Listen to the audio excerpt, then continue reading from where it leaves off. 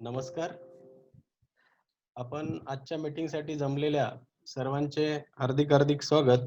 आपल्याला माहितीच आहे की आजकालच्या युगामध्ये आपल्याला इन्शुरन्स किती महत्त्वाचा झालेला आहे किंवा हेल्थ इन्शुरन्स असेल, जनरल इन्शुरन्स किंवा आपल्या गाड्यांचे किंवा आपल्या ऑफिसचे सर्व क्षेत्रातील इन्शुरन्स हे किती महत्त्वाचे झालेले आहेत.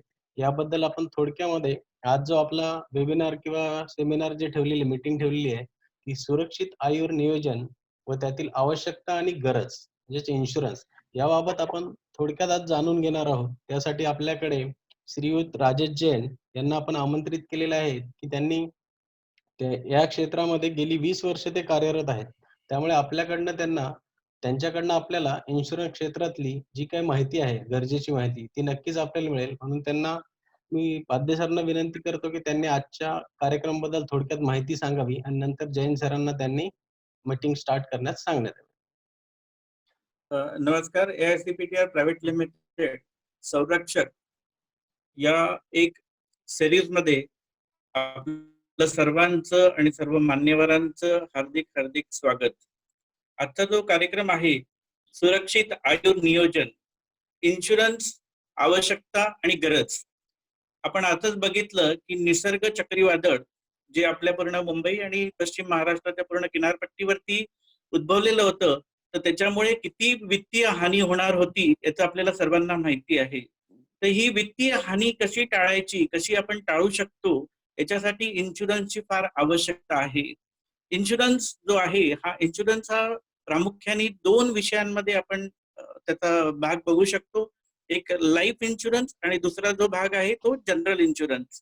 लाईफ इन्शुरन्स मध्ये वेगवेगळ्या पॉलिसीज आहेत, ज्याच्यामध्ये रिटायरमेंट प्लॅन्स आहेत, ज्याच्यामध्ये एंडोमेंट आहे, मनी बॅक आहे, नुसते टर्म पॉलिसीज आहेत. आपल्याला हे सगळे माहिती आज जाणून घ्यायची आहे जैन साहेबांकडनं. गेले 20 वर्ष ते या क्षेत्रामध्ये आहेत आणि बऱ्याच जणांना त्यांनी या विषयावरती मार्गदर्शन केलेले आहे. लाईफ बरोबर तेवढंच महत्वाचं जे आहे हेल्थ इन्शुरन्स. हेल्थ इन्शुरन्स मध्ये आपल्याला सगळ्यांना माहिती आहे की आजच्या या प्रसंगी जे काही मेडिकल एक्सपेन्सेस आहेत ते किती प्रमाणामध्ये त्यामध्ये वाढ होत आहे. तर हेल्थ इन्शुरन्स मधनं मेडिक्लेम जी आपल्याला पूर्ण पॉप्युलर टर्म आहे, त्या मेडिक्लेम मधनं आपण कसं आपल्याला स्वतःला वाचवू शकतो आणि खर्चाचं जो एक नियोजन आहे ते कसं करू शकतो. इन्शुरन्स हा सुद्धा एक नियोजन, आर्थिक नियोजन किंवा ज्याला आपण इन्व्हेस्टमेंट म्हणतो, त्याचा एक प्रामुख्याने भाग असू शकतो. तर मी एवढे एक शब्द पुढे अजून बोलण्याच्या ऐवजी, जैन साहेबांना देण्याच्या ऐवजी मी एवढंच आपल्याला सांगू इच्छितो की आवश्यकता आणि गरज, इन्शुरन्स हे फार गरजेचं आहे. आणि गेल्या आपण कित्येक दिवसापासून बघतोय की कोविड-19 किंवा कोरोनामुळे सगळेजण धास्तावलेले आहे. अगदी सांगायचंच उदाहरण म्हणजे कोणाचा टूथब्रश जरी ब्रश करताना पडला खाली, तर उचलताना तो 5 वेळेला विचार करतो की अरे बाबा याच्यात काही कोरोना आहे का. तर ही सगळी धास्तावना आणि ही जी सगळी ती मर्यादा आपल्याला आलेली आहे, इन्शुरन्स मधनं आपण खूपशी ही रिस्क प्रोटेक्ट करू शकतो. इन्शुरन्स हे रिस्क क्रिएट करण्यासाठी केलेला एक उत्तम इन्व्हेस्टमेंट साधन आहे. मी राजेश जैन यांना विनंती करतो की पुढील 40-50 मिनिटात आम्हाला योग्य ते मार्गदर्शन करावे. नमस्कार. इन्शुरन्स हा एक महत्वाचा विषय. खरं म्हणजे पाध्ये सरांनी त्यांच्या संस्थेसाठी आणि त्याचबरोबर त्यांच्या इतर प्रोफेशनल लोकांसाठी हा सब्जेक्ट निवडला, कारण ही काळाची गरज आहे. फार उत्तम सब्जेक्ट साहेबांनी निवडला आणि मला त्यांनी या ठिकाणी या विषयावर आपल्याशी चर्चा करायला सांगितलं. सो सगळ्यात पहिल्यांदा मी त्यांचा खूप आभारी आहे, कारण हा माझा आवडता विषय आहे. माझं क्वालिफिकेशन, मी इलेक्ट्रिकल इंजिनियर असलो तरी गेल्या 20 वर्षापासून मला अर्थनियोजन, आयुर्विमा, फायनान्शियल प्लॅनिंग हे जवळचे सब्जेक्ट वाटले आणि 20 वर्षापासून मी या क्षेत्रामध्ये कार्यरत आहे. नक्कीच मला आवडेल की या विषयातले आपले प्रश्न किंवा या विषयावर अधिक प्रकाश टाकायला मला खूप आवडेल, जेणेकरून आपण सर्व ज्या विषयाची माहिती घेण्यासाठी या ठिकाणी आहात त्या विषयावर मी वेळ न घालवता आपण सब्जेक्ट मध्ये जाऊया. विषय सुरक्षित आयुर नियोजन, आवश्यकता आणि गरज. फार सुंदर विषय साहेबांनी या समोर आपल्यासाठी हा ठेवलेला आहे आणि हा पहिलाच वेबिनार सब्जेक्ट साहेबांच्या या प्रोजेक्टच्या माध्यमातून आपल्या समोर येतोय. सो मला या विषयात इन्शुरन्स या विषयामध्ये आपण त्याला आयुर्विमा मराठीमध्ये म्हणतो. आयुर्विमा म्हटलं तर तो जीवनाशी निगडीत असतो म्हणून त्याला आयुर्विमा म्हटलं जातं. आणि साहेबांनी म्हटल्याप्रमाणे दुसरा विभाग विम्याचा तो म्हणजे साधारण विमा, जनरल इन्शुरन्स, साधारण विमा. ह्या प्रमुख 2 प्रकारामध्ये इन्शुरन्स विभागलेला आहे. आयुर्विमा या विषयामध्ये भारताच्या माध्यमातून किंवा भारतामध्ये ह्या विषयाला एका वेगळ्या अँगलनं बघितलं जातं. त्याचा मुख्य उद्देश, विमा हा जो उद्देश आहे तो आपल्याला आपल्या अडचणीच्या प्रसंगी, म्हणजे ज्या वेळेला फायनान्शियल स्ट्रेस आपल्याला असेल परिवाराला, बेसिकली आयुर्विमा म्हटलं तर जीवन विमा जीवनाच्या असुरक्षिततेला कव्हर करण्यासाठी सुरक्षा कवच म्हणून ज्याचा वापर केला जातो तो आयुर्विमा. आयुर्विमा गेल्या 70 वर्षापासून भारतामध्ये भारतीय कंपन्या आणि बाहेरच्याही कंपन्या आता गेल्या 15 वर्षापासून आहेत. सो आयुर्विमा घेताना काय काय काळजी घेतली पाहिजेत किंवा कसा घेतला पाहिजे ह्या विषयावर मी सविस्तर माहिती सांगणारच आहे. पण त्या अगोदर विमा हा काय विषय आहे हा थोडा समजून घेऊया. प्रत्येक व्यक्ती हा आर्थिक मजबूत असो किंवा आर्थिक कमकुवत असो, त्या दोघांनाही विमा कवच हे एवढ्यासाठी आवश्यक आहे, कारण जरी आपण आर्थिक दृष्टिकोनातून मजबूत असलो किंवा फायनान्शियली किंवा शारीरिक दृष्टिकोनातून मजबूत असलो तरी याची गरज कोणाला आहे आणि का आहे.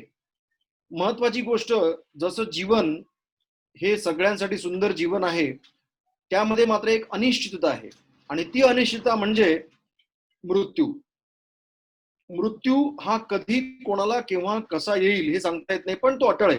प्रत्येकाच्या जीवनातला तो एक महत्वाचा घटक आहे, अंतिम टप्पा आहे. आणि हा टप्पा दुर्दैवाने काही लोकांच्या आयुष्यामध्ये फार लवकर येतो, काहींच्या बाबतीत तो मध्यम वयामध्ये येतो आणि काहींच्या बाबतीत उशिरा येतो. So early age, early death, त्यानंतर लॉंग लाईफ, या दोन्ही गोष्टी हे एक प्रकारचं परिवारासाठीचं एक आर्थिक संकट, नॉट ओन्ली आर्थिक संकट, पण त्या व्यक्तीची क्षती ही 2 प्रकारची होते. त्या व्यक्तीचं अस्तित्व तर दुसरं कोणीही भरून काढू शकत नाही, पण त्या व्यक्तीच्या अनुपस्थितीमुळे त्या परिवारावर ओढवलेलं आर्थिक संकट हे खूप मोठं संकट असतं. आणि आपल्याला माहिती आहे की अशा परिस्थितीमध्ये आपल्याला परिवारातले इतर सदस्य कोणीही आर्थिक मदतीसाठी फार कमी पुढे येतात आणि त्या परिवाराची जी दशा होते ती फक्त ते परिवारच ओळखू शकतो. वातावरण जे आताचं आहे कोविड-19, त्याच प्रकारची जी असुरक्षता आपल्याला समोर दिसते आहे, जीवनाची असुरक्षितता, आणि ही जीवनाची असुरक्षितता काही प्रमाणात आर्थिक भरपाई मिळवता यावी किंवा परिवाराचं अर्थनियोजनामुळे परिवार हा मागे राहू नये आणि कुटुंबावर संकट येऊ नये म्हणून करण्यासाठीची तरतूद म्हणजे आयुर्विमा. आणि त्याचमुळे आयुर्विमा ह्याची संकल्पना विश्वभरात तशी खूप जुनी आहे. भारतातही तसे 70 वर्षापासून आयुर्विमा, भारतीय आयुर्विमा कंपनी, लाईफ इन्शुरन्स कॉर्पोरेशन ही भारत सरकारचा उपक्रम ती आहेच. 2003 पासनं अजूनही काही प्रायव्हेट ऑर्गनायझेशन भारतामध्ये आलेले आहेत या क्षेत्रामध्ये काम करण्यासाठी. कारण भारतीय लोकसंख्या एवढी मोठी आहे आणि त्या प्रमाणामध्ये इन्शुरन्स काढणाऱ्यांची संख्या ही जवळजवळ नगण्य आहे. विश्वभरामध्ये जर हा रेशो बघितला तर भारतीय लोकांमध्ये इन्शुरन्स घेण्याचं प्रमाण किंवा विमा घेण्याचं प्रमाण हे अगदी नगण्य आहे आणि हे वाढवलं पाहिजे. कारण हे विमा घेणं गरजेचं आहे हे त्या परिवाराला आपण विचारू शकतो, ज्या परिवारावर अशा प्रकारचं एक संकट, त्या प्रमुखाचं संकट, अनुपस्थितीचं संकट त्या परिवाराला जाणवतं. म्हणून आयुर्विमामध्ये इन्शुरन्स हा विषय किती आवश्यक आहे, सब्जेक्टमध्ये आवश्यकता आणि गरज या 2 शब्दांचं फार महत्वाचं स्थान आहे. आवश्यकता आणि गरज. आवश्यकता, सुखसोयींची आवश्यकता ही प्रत्येकाला वाटते, पण त्यापैकी मूलभूत गरजा लिमिट असतात. प्रत्येकाला सुखसोयी, प्रत्येकाच्या घरात एसी असलाच पाहिजे असं नाहीये, पण आवश्यकता असू शकते पण ती गरज नाहीये. एसी शिवाय चालू शकतात. गरिबांच्या घरात वगैरे तर काही एसी नाहीयेत, त्यांचंही जीवन चालतं. त्यामुळे आवश्यकता आणि गरज मध्ये प्रमुख फरक जो असेल तर बेसिक नेसेसिटी, हवा, अन्न, पाणी ही प्रत्येकाची गरज आहे, आवश्यकता नाही म्हणताना. पण एका कपड्याच्या ऐवजी 10 कपडे असणं, दॅट कॅन बी आवश्यकता. त्यामुळे आवश्यकता आणि गरज या दोघांमधला महत्वाचा जो फरक आहे तो म्हणजे आवश्यकता ही एका लिमिट नंतर सुखसोयींसाठीच्या दृष्टिकोनातून केलेली तरतूद, पण गरज म्हणजे प्रत्येक जीवनामध्ये जिथे जिथे मनुष्य जीवन आहे, ह्युमन लाईफ आहे, त्या प्रत्येकाला याची गरज आहे. त्यामुळे गरज आणि आवश्यकताचा हा महत्वाचा भेद किंवा महत्वाचा बिंदू आपण या ठिकाणी लक्षात घेऊया. आणि मग आयुर्विमा हा आवश्यकतेची बाब आहे का गरजेची बाब आहे? तुम्ही बऱ्याच वेळेला बघितलं असेल, लाईफ इन्शुरन्स कॉर्पोरेशनच्या हवा, अन्न, पाणी आणि याबरोबर चौथ्या विषयाची गरज त्यांनी खूप वर्षांपासून स्टिकरच्या माध्यमातून लावलेली आहे, ती म्हणजे आयुर्विमा. मित्रांनो, आयुर्विमा खरोखर ही आवश्यकता नसून ही फार अत्यंत गरजेचं एक साधन प्रत्येक परिवारासाठी आहे. मग तो परिवार आर्थिक कमकुवत असला तर त्यासाठी अधिक आवश्यकता आहे, आणि जो परिवार आर्थिक सुबत्तेचा आहे, की ज्या परिवारामध्ये आर्थिक संकट हे तेवढं नाहीये, financially they are strong, so त्या परिवारासाठी तर उलट या आयुर्विम्याची खूप जास्त गरज आहे. कारण पैशांबरोबर त्यांच्या जबाबदाऱ्या तेवढ्याच मोठ्या असतात. छोट्या व्यक्तीच्या जबाबदाऱ्या कमी असतात, पण जी मोठी लोक आहेत त्यांचे फायनान्शियली स्टेटस जरी खूप मोठं असलं तरी त्यांच्या जबाबदाऱ्या त्या मानाने कमी असतात. सो आपण हा विचार करूया की आयुर्विम्याची गरज किंवा आयुर्विम्याची आवश्यकता आपल्यापैकी किती जणांना आहे. मला वाटतं साहेब आपल्याला इंटरॅक्शन घेता येईल का यांचं? तो घेता येईल ना, नक्की घेता येईल. हा, मला असं वाटतंय की आपल्याकडनं जर पार्टिसिपेशन झालं तर मला आनंद येईल. कारण एक प्रकारे आपण टेक्नॉलॉजीचा फायदा घेतोय, आयटीचा फायदा घेतोय, आणि वेबिनारच्या माध्यमातून आपण प्रत्येक जण आपापल्या घरात बसून इंटरॅक्ट करतोय. सो तुमच्या माध्यमातून चॅटमधनं मला काही रिप्लाय मिळाले तर मला त्याचा इंटरॅक्शन केल्यासारखं वाटेल, आणि त्याच्यात तुम्ही पण सहभागी आहात आणि मला सांगायला तेवढाच आनंद होईल. मी काही प्रश्न विचारेन. उदाहरणार्थ, इन्शुरन्स आपल्यापैकी आता जेवढी पार्टिसिपेंट समोर आहेत त्या पार्टिसिपेंट पैकी इन्शुरन्स आपल्यापैकी किती जणांचा नाहीये? येस, वाय किंवा नो हा एक सिंगल आपण चार्ट विंडो मध्ये टाईप करू शकताय. वाय असेल तर येस म्हणजे वाय, आणि नसेल तर एन म्हणजे नो.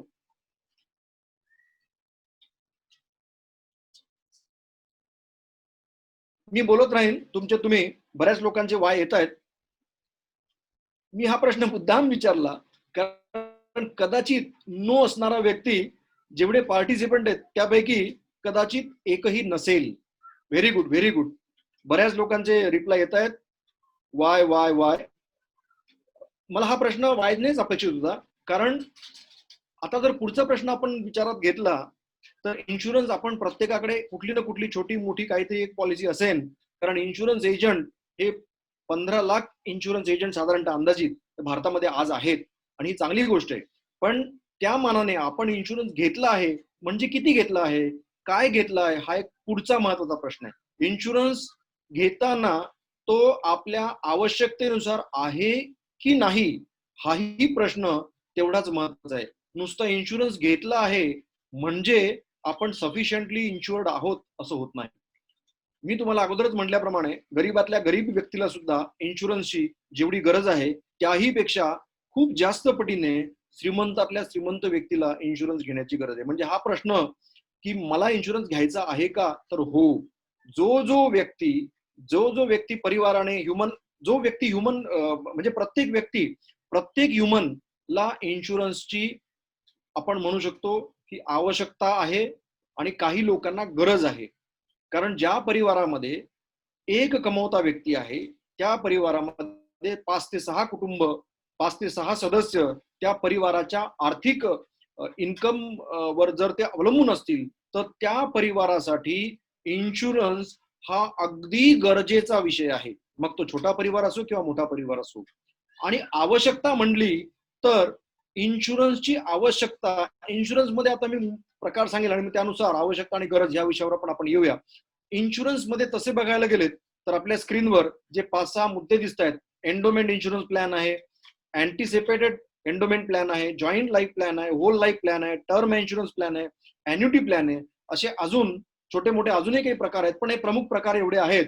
आणि ह्या प्रकारांमध्ये जर आपण विचार केला की मग आपल्याकडे कुठल्या प्रकारचा इन्शुरन्स आहे आणि मला कुठल्या प्रकारच्या इन्शुरन्स प्लॅनची गरज आहे, हा जेव्हा प्रश्न समोर येतो, कारण पहिला प्रश्न मी तुम्हाला विचारला इन्शुरन्स आहे का, तर बहुतांशी लोकांनी यस या स्वरूपात उत्तर दिलं. मला एकही नो दिसला नाही स्क्रीनवर.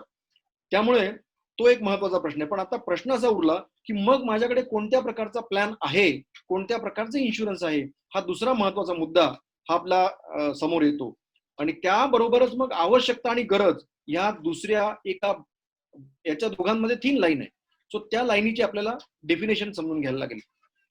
इन्शुरन्स मध्ये भारतामध्ये तरी माझा जो अभ्यास आहे गेल्या 20 वर्षातला, की ऑलमोस्ट 90% लोक इन्शुरन्स हा विम्यासाठी कधीही घेतला गेलेला नाही, हे दुर्दैव आहे. पण जे 10% लोक आहेत त्यांनी इन्शुरन्स घेतलेला आहे. आणि तो म्हणजे ज्या लोकांनी 100% लोकांनी इन्शुरन्स घेतलेला आहे, ज्या 100 लोकांनी इन्शुरन्स घेतला त्यापैकी जर वर्गीकरण केलं तर 90 लोकांनी जो इन्शुरन्स घेतलेला आहे तो केवळ आणि केवळ 2 कारणांसाठी. एक तर इन्शुरन्स एजंट आपल्या मागे लागलाय, आपला कोणीतरी नातेवाईक आहे आणि त्याने मागे लागल्यामुळे आपण त्याच्याकडनं कुठलं तरी एखादी पॉलिसी घ्यायला हवी, त्याच्यापासून सुटकारा मिळण्यासाठी म्हणून पॉलिसी घ्यायला हवी, हा मेजॉरिटी लोकांचा याच्यामधनं जर तुम्ही इन्शुरन्स घेतला असेल तर तो त्या अँगलने इन्शुरन्स घेतलेला आहे. आणि दुसरा महत्वाचं रिझन जे आहे इन्शुरन्स घेणाऱ्या लोकांचं, जे 90% येतात, त्यांचं गव्हर्नमेंट इन्कम टॅक्स कापते आणि इन्कम टॅक्स मध्ये रिबेट मिळावा म्हणून हा दुसरा महत्वाचा मुद्दा, त्याच्यासाठी इन्शुरन्स घेतला जातो. म्हणजे भारतामध्ये जो इन्शुरन्स विकला जातो तो खरं म्हणजे आयुर्विम्याचं जे बेसिक गरज आहे किंवा ज्यासाठी आयुर्विमा घेतला गेला पाहिजे त्या दोनही त्या महत्वाच्या कारणासाठी न घेता इतर 2 कारणांसाठी, तुम्हाला मी आता जे सांगितले त्या कारणांसाठी इन्शुरन्स घेतला जातो. मग इन्शुरन्स घेताना आयुर्विम्यासाठी इन्शुरन्स घेणं म्हणजे काय, तर जी 10% लोक मी तुम्हाला म्हणालो की जी 10% लोकांनी विमा ओळखून इन्शुरन्सची गरज ओळखून तो घेतलाय, मग यासाठी सगळ्यात महत्वाचं आहे इन्शुरन्स घेताना जसं आपण आपल्या फॅमिली डॉक्टरकडे जातो आणि फॅमिली डॉक्टर निवडताना किंवा कुठलाही डॉक्टर तज्ञ निवडताना आपण एक गोष्ट मात्र नक्की निवडतो की तो तज्ञ असावा, तो हुशार असावा, तो त्याच्याकडनं जाणारी जी लोक आहेत चांगल्या त्यांचा परिणाम असावा. म्हणजे फॅमिली डॉक्टर निवडताना आपण क्वालिफाईड व्यक्ती आणि अनुभवी व्यक्ती या 2 मुद्द्यांवर, या 2 निकषांवर आपण आपल्या परिवारासाठी आपला फॅमिली डॉक्टर निवडतो. त्याच पद्धतीने इन्शुरन्स आणि अर्थनियोजन हा एक असा विषय आहे, जीवनातला एक असा महत्वाचा घटक आहे की ज्या माध्यमातून तुम्हाला रेग्युलरली फायनान्शियल आणि इन्शुरन्स प्लॅनिंग ह्या दोन्ही सेक्टरमध्ये तुम्हाला एक तज्ञ हवा. आणि हा तज्ञ आणि इन्शुरन्स हा विषय एकदा घेऊन होत नाही, हा एव्हरी इयर, जसं एव्हरी इयर आपले फायनान्शियल स्टेटस बदलतं, एव्हरी इयर आपल्या लायबिलिटीज बदलतात, एव्हरी इयर आपल्या अपॉर्च्युनिटीज बदलतात, एव्हरी इयर आपले गोल बदलतात. सो ह्या सगळ्या मुद्द्यांवर लक्षात घेऊन आपण आपला इन्शुरन्स किती असावा ह्या विषयाकडे आपण गेलं पाहिजे. महत्वाचे मुद्दे परत हायलाइट करतो. इन्शुरन्स घेताना मी म्हटल्याप्रमाणे तुमचे गोल काय आहेत, तुमच्या परिवाराच्या लायबिलिटीज काय आहेत, तुमच्या परिवाराचं इन्कम काय आहे, तुमच्या परिवाराच्या येणारे पुढचे काही खर्च काय काय असू शकतात, मुलांचं एज्युकेशन असेल, मॅरेज असेल, हायर एज्युकेशन असेल, घर बांधण्यासाठीचं प्रोव्हिजन असेल किंवा अजून काही इतर महत्वाच्या जीवनातल्या घटना असतील, त्या घटनेसाठी आपल्याला लागणाऱ्या पैशांची तरतूद. सो हा दुसरा मुद्दा म्हणजे आयुर्विमा खरं म्हणजे घेताना माझ्या फॉर एक्झाम्पल मी तुम्हाला देईन की एक 30 वर्षाचा मुलगा आहे आणि तो आता जस्ट लग्न झालेलं आहे आणि साधारणतः 5 लाख त्याचं वार्षिक उत्पन्न आहे. असा जर आपण विचारात घेतला तर त्याचं प्रोडक्टिव्ह लाईफ म्हणजे पुढचे 30 वर्ष, आपण जर 60 वर्षाचं जर आपण रिटायरमेंट एज पकडूया बिझनेस मधला अंदाजित, 60च्या ऐवजी 50 आपण पकडूया, कारण आता रिटायरमेंट एज कमी झालेलं आहे आणि अजून काही वर्षात ते कमी होईल. सो प्रोडक्टिव्ह लाईफ जर या 30 वर्षाच्या मुलाचं बघितलं, ज्याचं इन्कम 5 लाख आहे, ते फक्त 20 वर्षाचं आहे. म्हणजे जर आपण फायनान्शियल प्लॅनिंग बरोबर आयुर्विम्याचं प्लॅनिंग करायचं असेल तर 2-3 मुद्दे लक्षात घेतले पाहिजेत. सगळ्यात महत्वाचं काही थंब रूल्स आहेत जे मी तुम्हाला तुमच्या व्हेरिफिकेशनसाठी सांगतो. अर्थात हे गाईडलाईन्स म्हणून आपण याचा विचार करू शकतात, पण प्रॅक्टिकली 1 to 1 प्रत्येकाच्या जबाबदाऱ्या वेगळ्या असल्यामुळे त्याचा फॉर्म्युला वेगळा असेल. मी तुम्हाला एक फक्त थंब रूल देतो. राजेशजी, याच्यामध्ये आणखीन एक सगळ्यांतर्फे मी एक प्रश्न आपल्याला विचारू शकतो की इन्शुरन्स साधारणतः आपल्या जे अॅन्युअल इन्कम आहे त्याच्या किती पट असायला पाहिजे, याच्यावरती पण थोडंसं मार्गदर्शन केलं तर फार बरं होईल. नक्की मी त्याच विषयावर येतोय, कारण मी उदाहरण मुद्दाम त्यासाठीच घेतलं की 30 वर्षाचा मुलगा ज्याचं साधारणतः वर्षाचं उत्पन्न 5 लाख आपण असं समजूया, तर त्या व्यक्तीचं हे ठरवताना आपण हा विचार केला गेला पाहिजे की पुढच्या 20 वर्षात त्या व्यक्तीचं जर लाईफ संपलं तर पुढच्या 20 वर्षासाठी त्या परिवाराला इन्कम देणारा जो व्यक्ती आहे तो जर नसेल तर त्या परिवारामध्ये फायनान्शियली जे त्यांचे गोल्स होते त्या परिवाराचे ते पूर्ण होऊ शकणार नाहीत. आणि जर त्या परिवाराच्या सदस्याच्या मुख्य सदस्याच्या जे काही स्वप्न होते त्या प्रमाणात जर त्या परिवाराने ते डेव्हलपमेंट करायचं असेल तर त्यांना फायनान्शियली एक पॅरलल सपोर्ट उभा करून देण्याची जबाबदारी त्या कुटुंब प्रमुखाची आहे. म्हणजे त्या व्यक्तीने साधारणतः जर आपण असा विचार केला की पुढच्या 20 वर्षामध्ये तो व्यक्ती साधारणतः एक 5 करोड पर्यंत त्याचं टोटल इन्कम जर असेल, आपण विचारात घेतलं 5 लाख जर पकडलं आणि 5 लाख आणि इंटू 20 वर्ष जर पकडले, आपण 50 वर्ष त्याचं रिटायरमेंट एज पकडलं अंदाजित, तर साधारणतः 1 करोड रुपयाचं इन्कम, अर्थात आपण हे 5 लाख म्हणजे स्टँडर्ड पकडले, ते इन्कम वाढणार पण आहे खूप मोठ्या प्रमाणात, पण आपण जरी 5 लाख पकडले तर साधारणतः आज जर आपण जिथे उभा आहोत तो व्यक्तीची अनुपस्थिती झाली तर 1 करोडचा लॉस त्या परिवाराचा होणार आहे. आणि त्यामुळे त्याचं life value, human life value आपण जर त्याला एका शब्दामध्ये बांधायचं असेल तर त्या कुटुंब प्रमुखाचं ह्युमन लाईफ व्हॅल्यू आजच्या बेसिसवर अंदाजित 1 करोड रुपये आहे. मग ह्या 20 पटीने ते पकडलं जातं. सो 1 करोड रुपयापर्यंतचा इन्शुरन्स आपल्याला इन्शुरन्स कंपन्या या थंब रूल प्रमाणे देऊ शकतात. तो 1.5-2 करोड पण असू शकतो किंवा तो 60-70 लाख पण असू शकतो, कारण इन्शुरन्स घेताना नुसतं फायनान्स हा पॅरामीटर नसून त्या व्यक्तीच्या जबाबदाऱ्या काय आहेत, त्या व्यक्तीची हेल्थ कंडिशन्स काय आहेत, या सगळ्या गोष्टीचा विचार घेतल्यानंतर इन्शुरन्स मिळतो. पण मला साहेबांनी जो प्रश्न विचारला त्या प्रश्नाच्या उत्तराकडे जर जायचं असेल तर त्या व्यक्तीला अंदाजित 20 पटीने इन्शुरन्स काढता येतो किंवा इन्शुरन्स कंपन्या इन्शुरन्स, मी म्हणेन की प्रत्येक व्यक्तीने, आपण इथे बसलेल्या प्रत्येक व्यक्तीने कधी असा विचार केला आहे का की इन्शुरन्स हा कुठपर्यंत असला पाहिजे, माझ्या लाईफवर कितीचा इन्शुरन्स असला पाहिजे, प्रीमियम काय असेल आपण नंतर विचार करू, पण इन्शुरन्स हा कुठपर्यंत असला पाहिजे, ह्या प्रश्नाचं उत्तर जर तुम्हाला कोणाला जाणून घ्यायचं असेल तर थंब रूल प्रमाणे तर इन्कमच्या 20 पटीने अंदाजित, एजवर पण डिपेंड आहेत, कारण ओल्ड एज असेल तर त्यावेळेला तो रेशो कमी होतो, पण 20 पटीने आपण इन्शुरन्स घेतला पाहिजे. पण त्याचबरोबर सगळ्यात महत्वाचं, आपलं प्रपोजल जेव्हा आपण इन्शुरन्स कंपनीकडे सबमिट करतो, सबमिट केल्यानंतर आपण समजा त्याला 3 कोटी रुपयाचं इन्शुरन्स डिमांड केली, ज्याचं ज्याचं इन्कम वर्षाचं 5 लाख रुपये, तर त्या व्यक्तीला लाईफ इन्शुरन्स कॉर्पोरेशन असू देत किंवा प्रायव्हेट ऑर्गनायझेशन असू देत, त्याचं कॅल्क्युलेशन करून त्याला देऊ शकणार, कारण इन्शुरेबल इंटरेस्ट त्या व्यक्तीमध्ये बघितला जातो, त्याचे 3-4 पॅरामीटर्स वर्कआउट करून, आणि मग इन्शुरन्स कंपनी म्हणते की नाही, या व्यक्तीला मी साधारणतः 1 करोड 25 लाखापर्यंत इन्शुरन्स देऊ शकते किंवा 1.5 करोड पर्यंत इन्शुरन्स देऊ शकते. आता ही जी अमाऊंट म्हणजे तुमची रिस्क ऍक्सेप्ट करण्याचं जे लिमिट आहे ते इन्शुरन्स कंपनी म्हणते की इथपर्यंत देऊ शकते, ते म्हणजे तुमचं आजचं ऍक्च्युअल ह्युमन लाईफ व्हॅल्यू. आणि ह्या व्हॅल्यू पर्यंत प्रत्येक व्यक्तीने इन्शुअर्ड असणं म्हणजे तो सफिशियंटली इन्शुअर्ड आहे, आवश्यक आहे तेवढा इन्शुअर्ड आहे असं आपण मानायला हवं. आता ह्या प्रश्नाकडे तुम्हाला तुम्ही अगोदर विचारला होता, आता इथे उत्तर देण्याची गरज नाही, पण प्रत्येक व्यक्तीने स्वतःकडे आज जर होऊन जर बघितलं आणि ह्या प्रश्नाला जर टॅली केलं की मी इन्शुरन्स किती घेतला आहे, आणि जर 20 पटीच्या थंब रूल प्रमाणे जायचं म्हणलं तर माझा ऍक्च्युअल इन्शुरन्स आणि माझी असलेली तफावत हे प्रत्येक जणांच्या लक्षात येईल. आणि हे करत असताना ही तफावत, ही कमीत कमी तफावत असली पाहिजे, आणि हे रेग्युलर तुमचं दरवर्षी 2-3 वर्षामध्ये हा रिव्ह्यू केला गेला पाहिजे, कारण प्रत्येकाचं इन्कम वाढतं, प्रत्येकाचे गोल वाढतात, प्रत्येकाच्या लायबिलिटी वाढतात, प्रत्येकाचे रिस्पॉन्सिबिलिटी वाढतात, आणि प्रत्येकाच्या विजन्स किंवा त्याच्या जीवन पद्धतीच्या बद्दलची आवश्यक अशा गोष्टींमध्ये सुधार होतो. त्यामुळे ही एक कंटिन्युअस प्रोसिजर आहे. म्हणजे एका पॉइंट ऑफ व्ह्यूला जर त्याला 1.25 करोडचे इन्शुरन्स त्याला मिळत असेल आणि त्याला त्याच्यापैकी काही घेता आलं तर त्याने नक्की हा विचार केला गेला पाहिजे की पुढच्या 2-3 वर्षात ती गॅप मला भरायला पाहिजे. पण त्याचबरोबर ही गॅप पण सतत वाढत राहते, कारण तुम्हाला माहिती आहे इन्फ्लेशन हा एक मोठा प्रकार, दरवर्षी काही जरी नाही केलं तर इन्फ्लेशन हे वाढत राहतं 5%, 7%, 8%, 9% पर्यंत. सो तीही कॉस्ट तुमची वाढत राहते, इन्कम जरी नाही वाढलं तरी. त्यामुळे ह्या बाबी साहेबांनी विचारल्याप्रमाणे ह्या बाबी फार महत्वाच्या आहेत की इन्शुरन्स घेताना इन्शुरेबल इंटरेस्ट किंवा ह्युमन लाईफ व्हॅल्यू काय आहे त्या व्यक्तीची हे ठरवण्यासाठी तुम्ही थंब रूल प्रमाणे ठरवू शकतात, आणि इन्शुरन्स कंपनी त्याला एक लिमिट देते, म्हणजे त्या लिमिट पर्यंत आपण इन्शुरन्स घेतलं गेलं पाहिजे. सो हा एक महत्वाचा मुद्दा आपण या ठिकाणी चर्चा केला. आता इन्शुरन्स घेताना अजून 2-3 मुद्दे आहेत जे मी उलगडा करतो. इन्शुरन्स मध्ये आता सांगितल्याप्रमाणे 3-4 प्रकारचे इन्शुरन्स आहेत. एक तर टर्म इन्शुरन्स आहे. टर्म इन्शुरन्स मध्ये जनरली बऱ्याचशा लोकांकडे हा इन्शुरन्स असतो आणि असायलाही पाहिजे, पण टर्म इन्शुरन्स हा सम ॲश्युअर्ड त्याला म्हटली जाते, म्हणजे तुमची रिस्क कव्हर जी आहे त्याला सम ॲश्युअर्ड असं म्हणतात इन्शुरन्सच्या शब्दांमध्ये. सो त्या अमाऊंटला जी रिस्क तुमची घेतली जाते इन्शुरन्स कंपनी घेते, आणि त्याच्या ऐवजी तुमच्याकडनं जो प्रीमियम घेतलं जातं ते प्रीमियम कम्पॅरेटिव्हली बाकीच्या वेगवेगळ्या प्लॅनच्या कंपॅरिझन मध्ये हे फार कमी असतं. पण याच्यामध्ये 2 प्रकारचे टर्म इन्शुरन्स येतात. तुम्ही भरलेलं प्रीमियम हे एका ठराविक पिरियड पर्यंत ते परत मिळतं. जर काही त्या व्यक्तीचं बरं वाईट नाही झालं तर मॅच्युरिटीला परत मिळतं, हा एक प्रकार. किंवा दुसरा प्रकार, त्याला ₹1 परत मिळत नाही. हे 2 ऑप्शन टर्म इन्शुरन्स मध्ये असतात.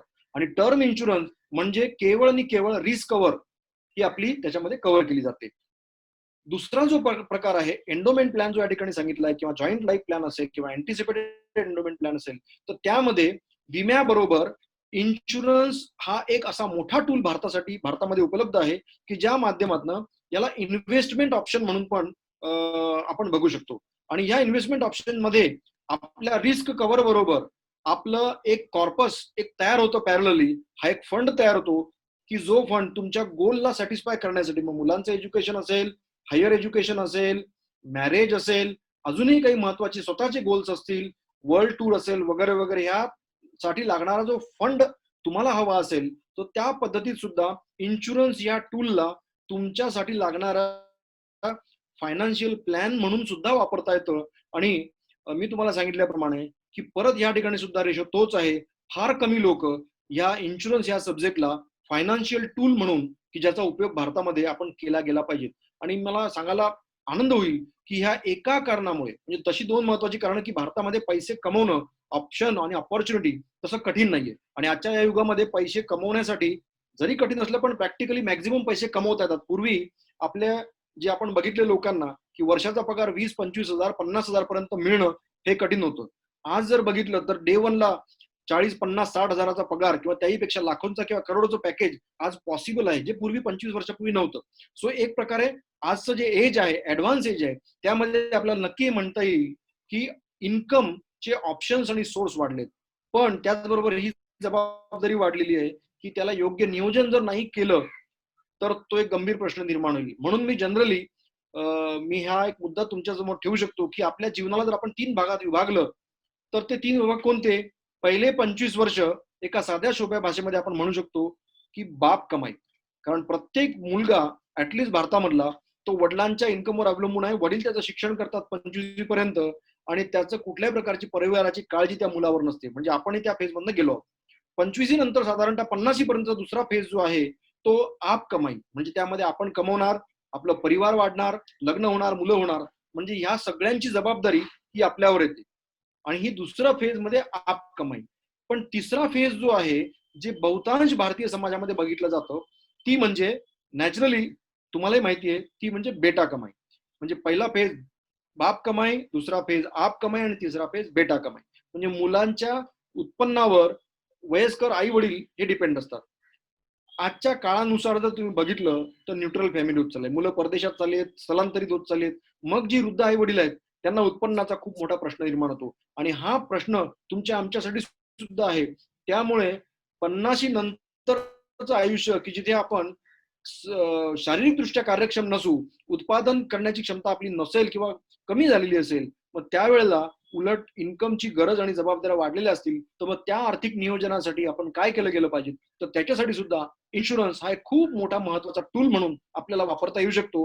आणि 2000 साली या दोन्ही गोष्टी, की उत्पन्न लोकांची वाढलेली आहेत, पण प्लॅनिंग करणं, त्याला रिटेन करणं, इन्कमला रिटेन करणं, आज जर तुम्ही बघितलं तर बँका बंद पडतायत. एकमेव इन्शुरन्स कंपनी अशी की भारतातली, की 70-75 वर्षापासून रेग्युलरली सगळ्या लोकांचं कुठलाही डिफॉल्टर न होता पेमेंट दिली जात आहेत. सो इन्शुरन्स कंपनीला आपण एक प्रकारचं प्लॅनिंग, फायनान्शियल प्लॅनिंग म्हणून सुद्धा, आणि आपल्या जीवनासाठी एटीएम, एनी टाइम मनी प्रोव्हाइड करणार टूल म्हणून सुद्धा आपण याचा चांगल्या प्रकारात उपयोग घेऊ शकतो. म्हणजे रिस्क कव्हर बरोबर परिवाराचं आर्थिक नियोजन या माध्यमातून, म्हणजे ज्या मधल्या 25 वर्षाच्या काळामध्ये जर आपण प्रॉपर नियोजन केलं, तर त्या नियोजनामधनं आपले उरलेली 25 वर्ष म्हणजे पेन्शन प्लॅन सारखे प्लॅन आपण घेऊन आपल्या उर्वरित आयुष्याला उत्पन्न नसताना सुद्धा आपण एक समाधानी लाईफ जगण्यासाठी ह्या इन्शुरन्सचा उपयोग केला जाऊ शकतो.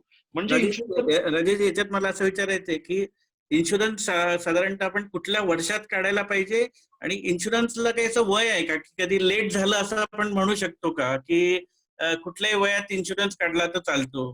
फार चांगला प्रश्न आहे.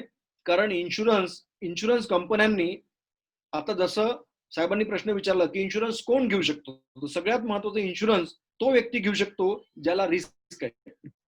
ज्याच्या अनुपस्थितीमध्ये परिवाराला फायनान्शियली बर्डन येऊ शकतं, तो व्यक्ती, ते प्रत्येक व्यक्ती इन्शुरन्स घेऊ शकतात. जो जो कमवतो तो इन्शुरन्स घेऊ शकतो. पण फॉर्च्युनेटली भारतीय इन्शुरन्स कंपन्यांमध्ये मुलांच्या शिक्षणासाठी सुद्धा इन्शुरन्स घेण्याची तरतूद केली आहे. म्हणजे एखादं बाळ जर जन्माला आलं असेल आपलं, तर त्या बाळाचं सुद्धा आपण 0 एज पासनं त्याच्या 18व्या वर्षापर्यंत किंवा मॅक्झिमम परिवारावर डिपेंड आहे 25व्या वर्षापर्यंत आपण परिवाराचा मुख्य किंवा परिवाराचा हेड या नात्याने त्यांच्यासाठी सुद्धा इन्शुरन्स घेऊ शकतो. म्हणजे इन्शुरन्स घेण्यासाठी 0 एज पासनं, तर तो व्यक्ती जोपर्यंत जीवित आहे तोपर्यंत प्रत्येक व्यक्ती आपल्याला आवश्यकतेनुसार इन्शुरन्स घेऊ शकतो. त्यामुळे इन्शुरन्स घेण्यासाठी असं कुठलंही एज डिसाइडेड नाहीये.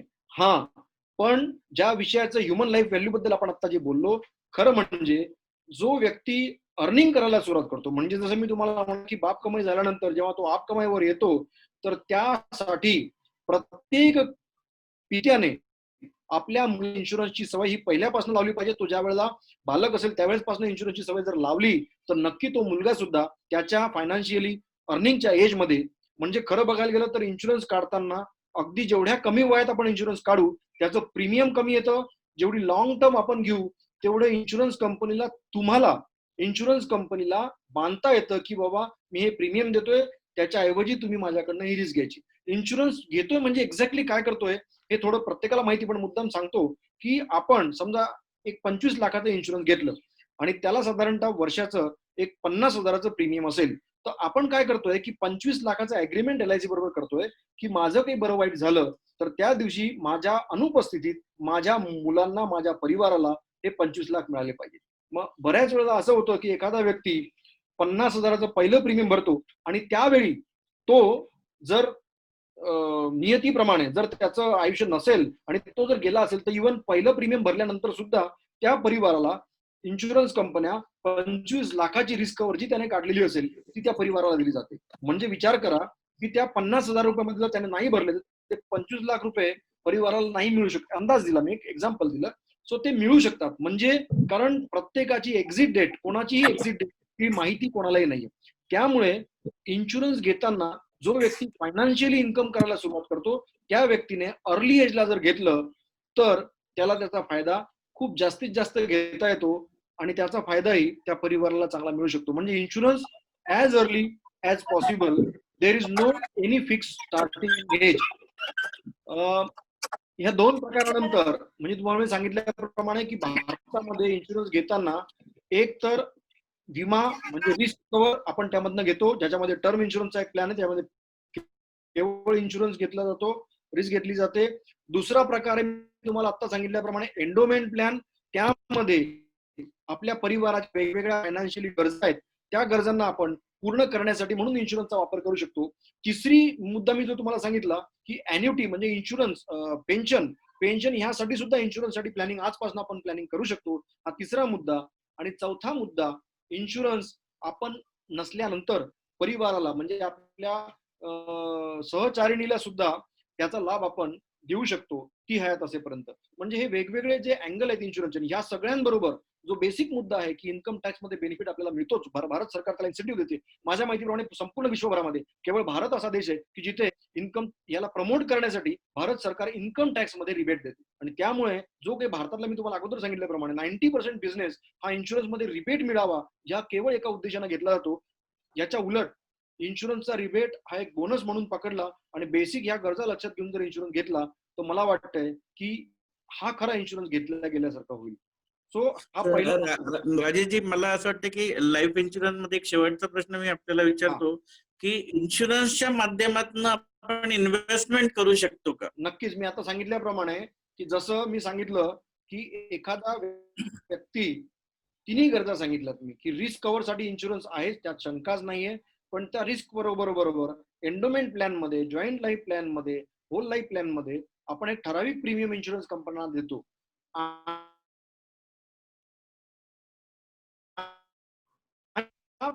ज्या वेळेला गरज त्याप्रमाणे प्लॅन उदाहरणार्थ माझा मुलगा 12 वर्षाचा आहे, 15 वर्षाचा आहे, तो त्या 15 वर्षाच्या मुलाला साधारणतः पुढच्या 10 वर्षानंतर हा एवढा हायर एज्युकेशनला याला त्याला खर्च येऊ शकतो, 5 वर्षानंतर एवढा खर्च येऊ शकतो. सो त्याची प्रोव्हिजन आपण मनी बॅक प्लॅन सारख्या प्लॅन माध्यमातून शकतो. हा इन्शुरन्सच्या कंपन्या माध्यमातून येऊ शकतो. आता इन्व्हेस्टमेंट या विषयाला जेव्हा तुम्ही सांगता आहात की काही कंपन्यांचे फार चांगले प्लॅन आहेत. म्हणजे आता जर तुम्ही बघितलं तर बँकेचा इंटरेस्ट रेट हा 5% इंटरेस्ट रेट आहे, व्याज मिळतो आपल्याला आपल्या एफडीवर. पण इन्शुरन्स कंपन्यांना लॉंग टर्म प्लॅनिंग मध्ये 8% रिटर्न्स आपल्याला मिळू शकतं पाध्ये साहेब. त्यामुळे इन्व्हेस्टमेंटच्या माध्यमातून 8% रिटर्न जर इन्शुरन्स कंपन्या त्या कमिट करू शकत असतील लॉंग टर्मला, तर हे प्रकारचं सामान्यांसाठी सुरक्षित आणि त्याचबरोबर इन्व्हेस्टमेंटचं एक चांगलं टूल म्हणून आपल्याला या विषयाकडे बघता येऊ शकतं. आणि आणखीन याच्यात सगळ्यात सांगायचं महत्वाचं की जो इंटरेस्ट इन्शुरन्स मधनं मिळतो हा टॅक्स फ्री असतो. बरोबर. स्वतः चार्टर्ड अकाउंटंट आहात, या- त्यामुळे हा मुद्दा महत्वाचा मुद्दा आपण सांगितला की याच्यामध्ये जो मिळणारा मनी बॅक प्रीमियम आहे हे पूर्णपणे टॅक्स फ्री आहे. तुम्हाला जर आपत्कालीन स्थितीमध्ये जर या परिवाराचं काही बरं नुसतं मृत्यूच नाही, जर परिवाराचं एक अपंगत्व आलं, एक हात एक पाय वगैरे काही गेला, तरी त्या केसमध्ये सुद्धा त्याचं पार्शियली क्लेम आपल्याला मिळतो.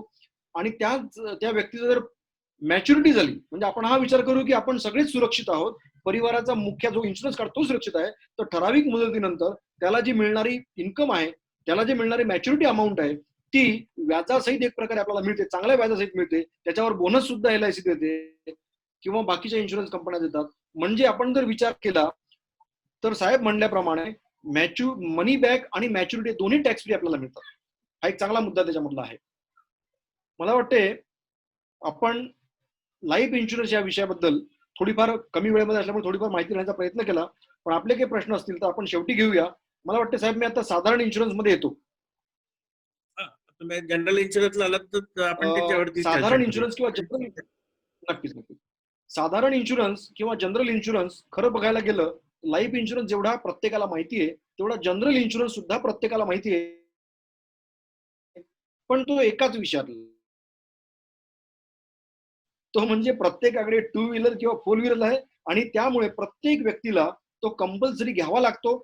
फर्स्ट पार्टी आणि थर्ड पार्टी इन्शुरन्स प्रत्येकाला माहिती असेल, कारण प्रत्येकाला इन्शुरन्स जर नसेल तर रोडवर 1000 रुपयापर्यंत 2 व्हीलरला पेनल्टी ही आरटीओ लावू शकते आणि 3 व्हीलरला तशाच प्रकारे मोठी पेनल्टी आपल्याला लावते. त्यामुळे इन्शुरन्स घेणं हे नुसतं आवश्यकताही नसून हे कायद्याने बंधनकारक आहे. जसं आयुर्विमा याच्यासाठी कुठलंही सरकारचं बंधन नाहीये, तसं जनरल इन्शुरन्स मध्ये ज्या व्हेकल आहेत त्या व्हेकलसाठी इन्शुरन्स घेणं कंपल्सरी आहे. दुसरं इन्शुरन्स जनरल इन्शुरन्स मध्ये येतं ते म्हणजे प्रत्येकाकडे सामान्य व्यक्तीकडे आपल्यासारख्या की घर आहे आणि घर असल्यामुळे प्रत्येकाला हाऊसिंग लोन, मला असं वाटतं की बऱ्यापैकी बहुतांशी सगळ्याच लोकांकडे हाऊसिंग लोन आहे आणि हाऊसिंग लोन असल्यामुळे इथे दुसऱ्या प्रकारचं रिस्क कव्हर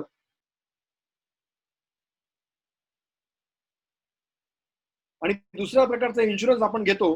कारण आपण जर एकदा बरं वाईट झालं तर जे हाऊसिंग लोन कंपन्या आहेत त्या कंपल्सरी आपल्याकडनं इन्शुरन्सचं प्रीमियम इन्शुरन्स घेतात, जेणेकरून आपल्या अनुपस्थितीत हे घराचा ताबा फायनान्शियल कंपनी न घेता त्या परिवाराला मिळावा. म्हणजे दुसऱ्या प्रकारचं इन्शुरन्स जे प्रत्येकाला माहिती आहे ते म्हणजे हाऊसिंग लोन, त्याच्यासाठी आवश्यक असलेलं टर्म इन्शुरन्स किंवा लाईफ इन्शुरन्स. सो हे 2 इन्शुरन्स झाले.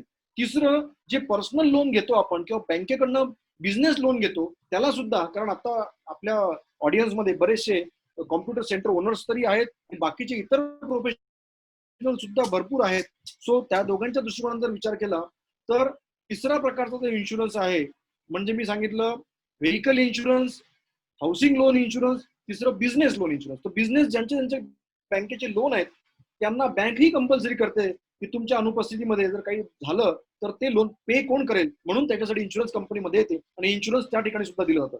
पण मी तुम्हाला विनंती करेन किंवा बऱ्याच लोकांना माहिती नसेल की आपला जो बिझनेस एस्टॅब्लिशमेंट आहे त्या, मग ते कदाचित कॉम्प्युटर सेंटर असेल, साहेबांचं ऑफिस असेल, एखाद्याची फॅक्टरी असेल किंवा एखाद्याचं शॉप असेल, मग ते किराणा शॉप असू देत किंवा अजून कुठलं मॉल असू देत, तर ह्या सगळ्यांचं सुद्धा एक इन्शुरन्स आवश्यक आहे.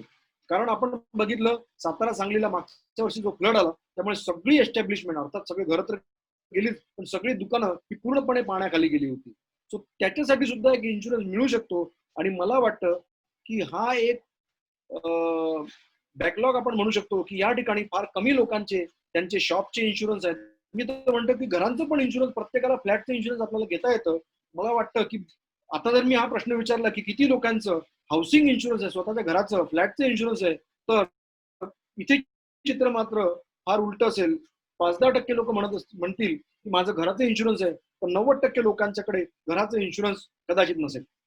हा सर, म्हणजे मला त्याच्यावरती एक वाटतंय की आपण मग हे इन्शुरन्स जे आता तुम्ही म्हणाल घराचं आहे, सर्वांचं असेल नसेल, मग ही आपण इन्शुरन्स आवश्यकता म्हणून घ्यायला पाहिजे की गरज म्हणून घ्यायला पाहिजे? म्हणजे आपल्याला बँक देते म्हणून घ्यायचंय की आपण आवश्यकता म्हणून घ्यायची नक्की? हा, जसं लाईफ इन्शुरन्स मध्ये कोणी विचारते अजून काही?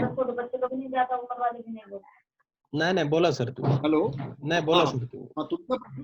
तुमच्या प्रश्नाकडे आपण येऊया की बघा, आवश्यकता आणि गरज, भारतामध्ये आवश्यकता आणि गरज या व्यतिरिक्त सरकारचं बंधन हे फार महत्वाचं आहे. जसं आयुर्विमेसाठी इन्कम टॅक्स मध्ये रिबेट मिळतो म्हणून लोक घेतात, तसं हाऊसिंग लोनला कंपल्सरी इन्शुरन्स घ्यावा लागतो. व्हेकलला गव्हर्नमेंट आरटीओ बंधनकारक आहे म्हणून इन्शुरन्स घ्यावा लागतो. बँक लोनसाठी तुमचं जेवढं बँकेचं लोन आहे त्या लोनची जबाबदारी ही आपल्याला घेता यावी म्हणून इन्शुरन्स हा कंपल्सरी घ्यावा लागतो. तसा हाऊस इन्शुरन्स, स्वतःच्या घरासाठी लागणारा इन्शुरन्स हा बंधनकारक नाहीये, पण हा नक्की आवश्यक आहे. एवढ्यासाठी आवश्यक आहे की जर काही बरं वाईट झालं, म्हणजे जर सातारा सांगलीची जी घटना आपण जर डोळ्यासमोर आणली, किंवा आजच आपल्या इथे निसर्ग नावाचा जो एक वादळ येतंय, आपण अशी प्रार्थना करूया सगळे मिळून की कोणाचंही कुठल्याही प्रकारचं आर्थिक नुकसान तर होऊच नये, म्हणजे मनुष्य हानी तर बिलकुल होऊ नये, मनुष्य किंवा प्राणी हानी, पण आर्थिक नुकसान हे सुद्धा होऊ नये. पण आपल्या हातात ह्या गोष्टी नाहीयेत. त्यामुळे ह्यासाठी सुद्धा इन्शुरन्स आपल्याला घेता येतं. वादळ, वारा, पाऊस यापासून आपलं घर असू देत किंवा आपलं बिझनेस एस्टॅब्लिशमेंट असू देत, याला सुद्धा इन्शुरन्स घेता येतं. आग हा एक सुद्धा महत्वाचा विषय आहे. आगीमध्ये सुद्धा बऱ्याचशा बिझनेसेस कोलॅप्स झालेले आहेत, त्यामुळे त्याच्यासाठी सुद्धा इन्शुरन्स घेता येतं.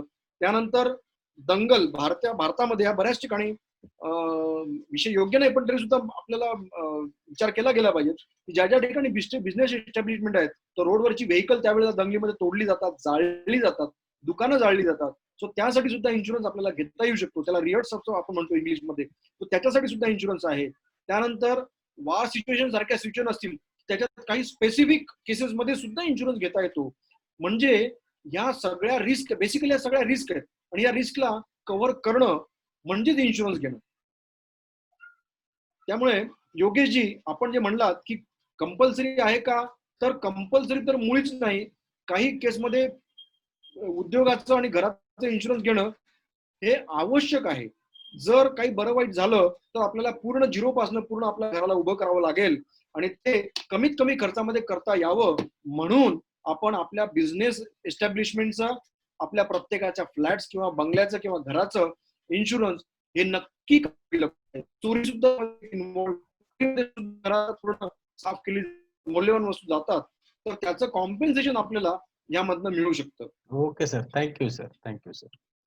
सर आणखीन याच्यात मला दुसरा अजून एक आपल्याला मुद्दा याच्यामध्ये, राजेशजी, मला एक प्रश्न असा विचारायचा आहे की जे मेडिकल इन्शुरन्स आहे, ज्याला आपण मेडिक्लेम जास्ती जो पॉप्युलर वर्ड आहे, तर त्याच्यामध्ये सिंगल, फॅमिली आणि फ्लोटर, तर याच्यामध्ये जरा थोडासा फरक जरा डिटेल मध्ये तुम्ही एक्सप्लेन करा ना. सांगतो. आता घर आणि बिझनेस एस्टॅब्लिशमेंटच्या बरोबर आपल्याला दुसरा महत्वाचा विषय ज्याच्याकडे आपण वळणार होतो, आणि साहेबांनी तो प्रश्न उपस्थित केला, तो म्हणजे मेडिकल इन्शुरन्स, किंवा त्याला आपण साध्या सोप्या भाषेत जे प्रत्येकाला माहिती आहे तो मेडिक्लेम इन्शुरन्स हा एक प्रकार आहे. म्हणजे आपण त्याला तिसरं नाव आहे हेल्थ इन्शुरन्स असं त्याला म्हटलं जातं. तर आज सगळ्यात मोठा धोका किंवा खर्च आपण म्हणू शकतो तो म्हणजे बेसिकली हा वैद्यकीय खर्च. आणि हा वैद्यकीय खर्च हा आता हजारांपासनं न सुरू होता तो आता लाखांच्या घरात झालाय. म्हणजे छोट्या कुठल्याही ऑपरेशनसाठी आपल्याला गरज पडली तर ₹1,00,000-1,50,000, बायपास करायला येईल तर ₹5-6 लाख, किंवा अजून काही मोठ्या प्रकारच्या व्याधी असतील तर त्या केसमध्ये मोठे वेगवेगळे खर्च त्या परिवाराला येतात. आणि ह्या खर्चापासून जरी मुक्ती हवी असेल तर एक प्रकारे आपल्याला हेल्थ इन्शुरन्स या विषयाकडे प्रत्येकानं, इथे परत कंपल्शन नाही, पण भारत सरकारने यालाही काही इन्सेंटिव्ह दिलेत. मेडिक्लेम मध्ये, इन्कम टॅक्स मध्ये थोडं रिबेट दिले, त्यामुळे बहुतांशी लोक त्या दृष्टिकोनात तिकडे वळतात. पण ज्यांना त्याचा बेनिफिट असेल किंवा नसेल तो नंतरचा मुद्दा आहे. पण खरोखरच वैद्यकीय सुरक्षा जर हवी असेल तर त्यासाठी प्रत्येक कुटुंबाने हेल्थ इन्शुरन्स घेणं गरजेचं आहे. आता याच्यामध्ये साहेबांनी जसं विचारलं की हेल्थ इन्शुरन्स मध्ये दोन्ही तिन्ही मुद्दे आहेत, की मग इंडिव्हिज्युअल इन्शुरन्स असेल परिवाराचा इन्शुरन्स असेल, त्याच्यामध्ये फॅमिली फ्लोटर त्याला म्हटलं जातं, की तो काय प्रकार आहे तो आपण एक कमी वेळात समजून घेण्याचा प्रयत्न करू.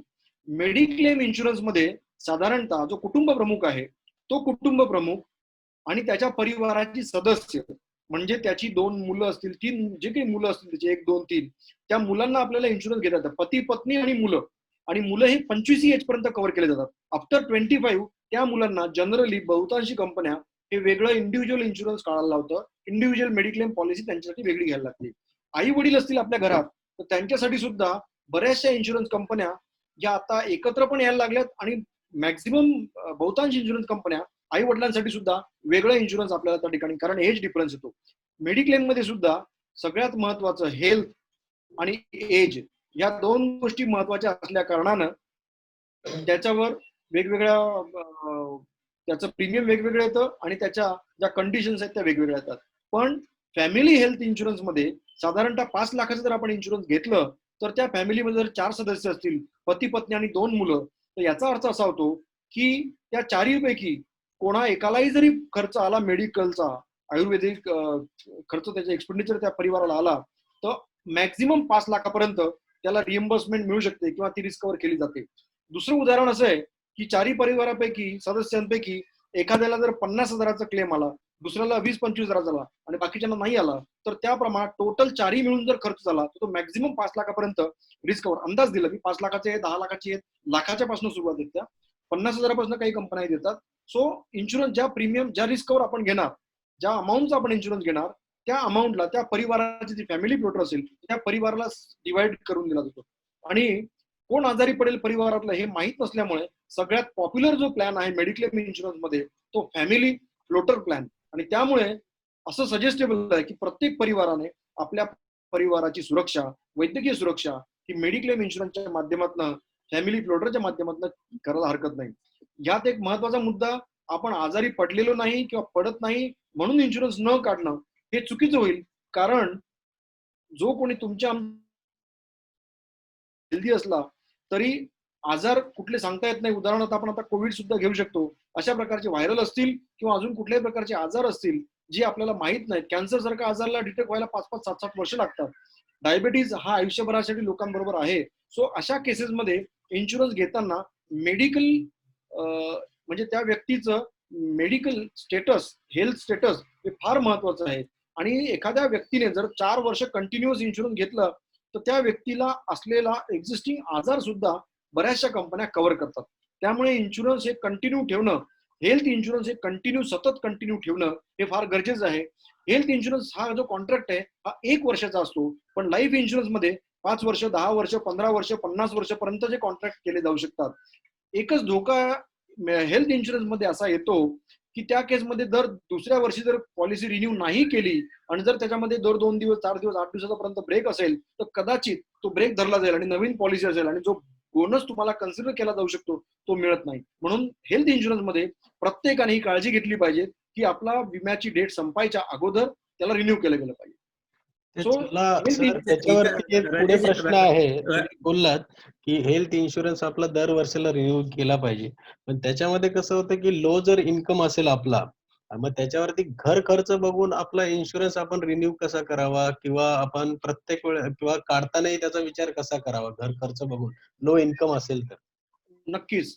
उलट मी म्हणेन की ज्याचं लो इन्कम आहे तर त्याचं आजच जर काही प्रॉब्लेम आले तरी तो हँडल करू शकत नाही, मग त्या व्यक्तीसाठी तर मेडिकल इन्शुरन्स हा फार गरजेचा आहे. कारण त्याला आर्थिक मदत ही फार दुसऱ्याकडनं मिळणार नाहीये. मग त्यासाठी त्याने छोट्या अमाऊंटचा काही इन्शुरन्स असेल ना, मग तो 50,000 पासून चालू होतो, तर त्या प्रमाणात तो इन्शुरन्स घेऊ शकतो. आणि त्या इंडिव्हिज्युअल व्यक्तीचा जो कमीत कमी कुटुंबाचा प्रमुख असेल किंवा मी तुम्हाला सांगितल्याप्रमाणे फॅमिली हेल्थ सगळ्यांचं मिळून जर हेल्थ काढलं तर 1,00,000, 2,00,000, 3,00,000 रुपयापर्यंत त्याचं आपल्याला या ठिकाणी स्वतःला इन्शुरन्स करता येऊ शकतो. कमीत कमी खर्चामध्ये सुद्धा काही प्लॅन्स आहेत. राजेशजी, याच्यावरती मला आणखीन एक असं विचारायचं आहे की बऱ्याच जणांना तसं एक कन्सेप्ट असतो त्यांच्या मनामध्ये, म्हणजे पर्टिक्युलरली मेडिक्लेमच्या बाबतीत, की मी हेल्दी आहे, मला काही मेडिकलची आवश्यकता लागत नाही, तर मी त्याच्यासाठी मेडिक्लेम का घ्यावा? तर याच्यावरती काही तुम्ही हायलाइट करू शकाल नक्कीच का? नक्कीच. आजच माझ्या एका क्लायंटने त्यांची पॉलिसी रिन्यू केली आणि त्यांचं वय आहे 78 आणि त्यांनी आणि त्यांच्या मिसेसने ह्या दोन्ही पॉलिसी त्यांच्या हेल्थ पॉलिसी आहेत. 15 लाखाचं मेडिक्लेम हे रिन्यू केलं आणि गेल्या 8 ते 10 वर्षापासून त्यांनी 1 रुपयाचंही क्लेम केलेलं नाही. आणि त्यांचं प्रीमियम साधारणतः 80,000 रुपयाचं प्रीमियम ते दरवर्षी पे करतात. 60, 70, 80,000चं. विचार करा, अर्थात ह्या एजमध्ये इन्शुरन्स आज जर काढायचं म्हणलं त्यांना कोणी देणार नाही, पण गेल्या 10 वर्षापासून ते कंटिन्यू करतायत. हेल्दी परिवार आहे, पण तरी सुद्धा त्यांना माहिती आहे की जर एखादा क्लेम आला अशा परिस्थितीमध्ये, अशा वयस्कराच्या याच्यामध्ये, तर ऍडमिशन झाल्या 4-5 दिवसाचं बिल हे 10-12 लाखाच्या वर जाईल. आणि त्यामुळे एक प्रकारे ते स्वतःची सेव्हिंग करतायत असं ते स्वतःही समजतं. आणि इन्शुरन्स हा बेसिक पर्पजच आहे मेडिकल हेल्थ. जसं तुम्ही प्रश्न विचारला सर की मी आज नाही आजारी, पण माहित नाही पुढे काय होईल, तर त्याची प्रोव्हिजन मी जर आजपासून केली तर कदाचित ज्या वेळेला मोठा काही खर्च येऊ शकेल, अर्थात हा खर्च कोणाला येऊ नये, पण आला तर ही प्रोव्हिजन आपण केलेली आहे. म्हणून हे नियोजन आपल्याला म्हणता येईल. आणि हे नियोजन दृष्टिकोनातनं अति आवश्यक आहे. जरी व्यक्ती हेल्दी असला, तुम्ही आम्ही जरी बाहेरून हेल्दी दिसत असलो तरी आपल्याला माहित नाही आपण व्हायरल इन्फेक्शन आहे त्याला आपण काय करू शकणार आहोत, काहीच नाही. किंवा बाहेरचे जे ऍक्सिडेंट वगैरे काही झाला त्यालाही आपण काही करू शकणार नाही. त्यामुळे असा कोणीही नाही असं म्हणू शकत नाही की मला इन्शुरन्सची गरज नाही. मला असं वाटतं की साहेब या मुद्द्यामध्ये आपल्याला क्लॅरिटी आली आहे. हो आहे. आणि आता आपण काय करूया की आता आपण एक एक जणांना प्रश्न विचारूया. कोणाला काही प्रश्न असेल तर आपण तो या इथे जेवढा आपल्याला शक्य आहे तेवढे इथे सॉल्व्ह करूया. आणि समजा कोणाला आणखीन त्याच्या व्यतिरिक्त जास्ती असेल तर आमचा AICPTR ऍड्रेस दिलेला आहे, त्याच्यावरती आपण कुठलाही आपला मेलवर टाकून तुम्ही एक प्रश्न विचारू शकता. त्याला राजेश जैन एक थोड्या दिवसात त्याचा उत्तर देतील. नक्की. योगेश आहेत काय कोणाचे प्रश्न आपण घ्यायचेत का? हो, हा प्रश्न घ्यायचे आपण एकेकांना विचारायला लावूया ना. एक आता मेरी मॅडमला एक प्रश्न आलेला आहे. त्यांनी आपला माईक अनम्यूट करून त्यांनी प्रश्न विचारावा. त्यांचा एक प्रश्न आलेला आहे. मेरी मॅडम.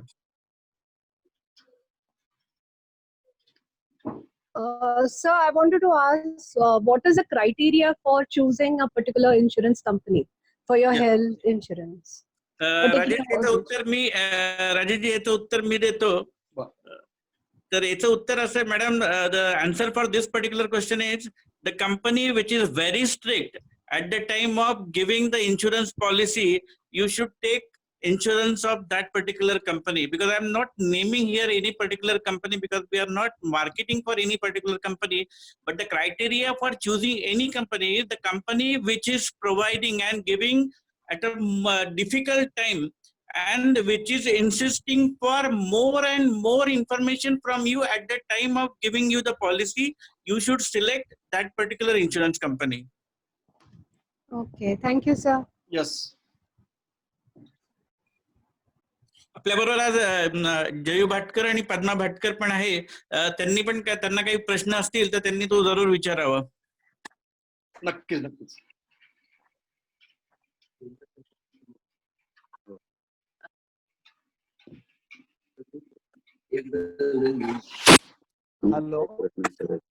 हॅलो. हा बोला. हॅलो. हा राजेश जी. हा बोला साहेब, नमस्कार. मला असं विचारायचं आहे की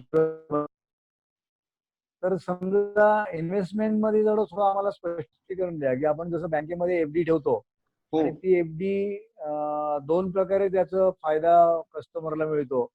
एक तर 3 वर्षानंतर त्याच्यामध्ये काही वाढ होते, बरोबर, किंवा 3-3, 4-4 महिन्याने इंटरेस्ट जमा होतो. बरोबर.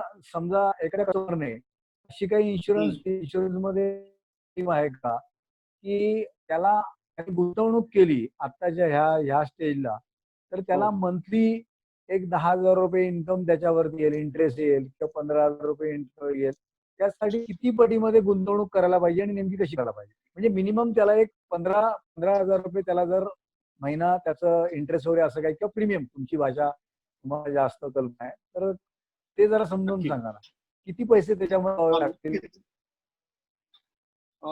कोण भाटकर साहेब बोलतात ना आपण? हो, बरोबर.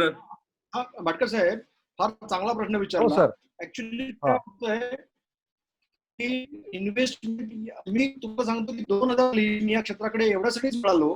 तुम्हाला आताही अगोदरही स्पष्ट केलं की मी एक इलेक्ट्रिकल इंजिनियर आहे, माझं प्रोफेशनल करिअर त्या विषयामधलं होतं. पण 2000 साली जेव्हा मी मागे वळून बघितलं की इन्कम खूप करता येऊ शकतं, पण त्याला रिटेन करणं आणि मल्टिप्लाय करणं याच्यासाठी जरी भरपूर ऑप्शन असले तरी सगळ्यात सुरक्षित ऑप्शन इन्शुरन्स या विषयाकडे फार कमी लोक बघतायत.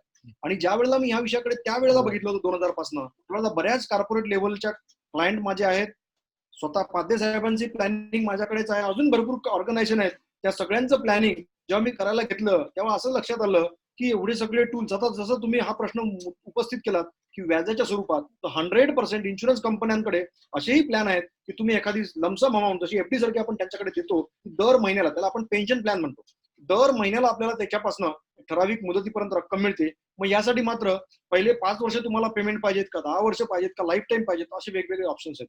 त्यामुळे नक्कीच आपल्याला या विषयावर विचार करता येईल की एक ठराविक रक्कम आपण देऊन महिन्याला ठराविक रक्कम आपल्याला घेता येऊ शकते. आणि त्यासाठी परत 2-3 क्रायटेरिया आहेत. एक तर एज, त्या व्यक्तीचं ज्याच्या नावावर आपण ठेवतो, त्याच्यानंतर त्याची हेल्थ स्टेटस. कारण याच्यात एक लक्षात घ्या साहेब, की जसं आपण बँकेमध्ये एफडी ठेवतो, फॉर एक्झाम्पल आपण 8 लाख रुपयाची एफडी बँकेत ठेवली, तर बँकेकडनं तुम्हाला आता करंट रेट 6-7% व्याज आपल्याला मिळतं. आपलं काही बरं वाईट जरी झालं तरी बँकेला त्याचं काही घेणं देणं नाहीये. जे ठराविक मुद्देतनं जे व्याज त्याच्यावर जमा होईल तेवढं आपल्याला दिलं जातं.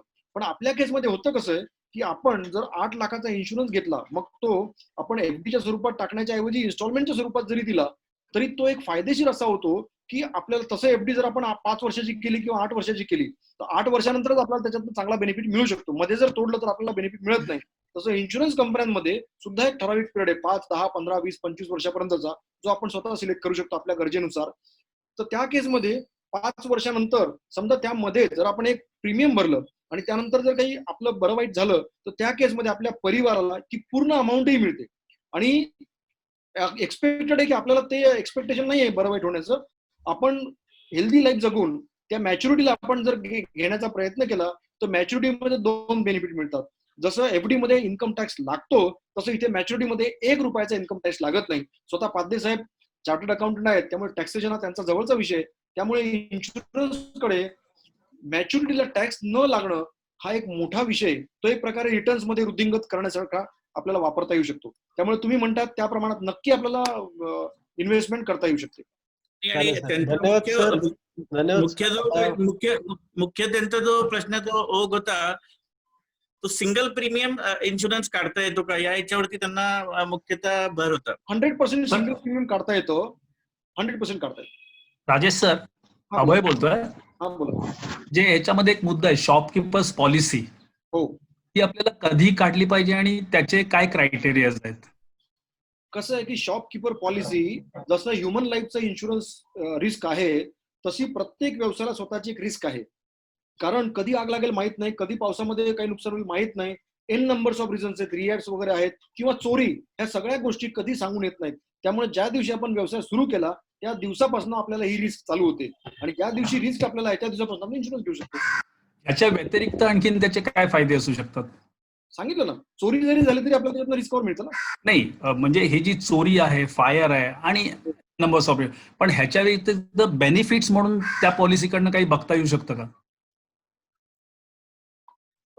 त्याच्यामध्ये आपल्या रिस्क कव्हर झाले म्हणजे हा बेनिफिट आहे ना. रिस्क कव्हर आपली झाल्यानंतर एकच म्हणजे रिस्कवर हाच बेनिफिट्स फक्त शॉपकीपर्स पॉलिसी. त्याच्यामध्ये इन्व्हेस्टमेंट हा ऑप्शन नाहीये, म्हणजे त्याच्यामध्ये इन्व्हेस्टमेंट म्हणून आपण बघू शकत नाही. त्याच्यामध्ये केवळ आणि केवळ रिस्क कव्हर ठीक, म्हणजे ठीक. घ्यावी लागते. आणि अभयजी त्याच्यामध्ये सगळ्यात महत्वाचं कसं आहे की इन्शुरन्स मधनं तुम्ही प्रॉफिट अर्न नाही करू शकत. जे काही झालेलं नुकसान आहे ना त्याची भरपाई नुकसानाची होण्यासाठी इन्शुरन्स आहे.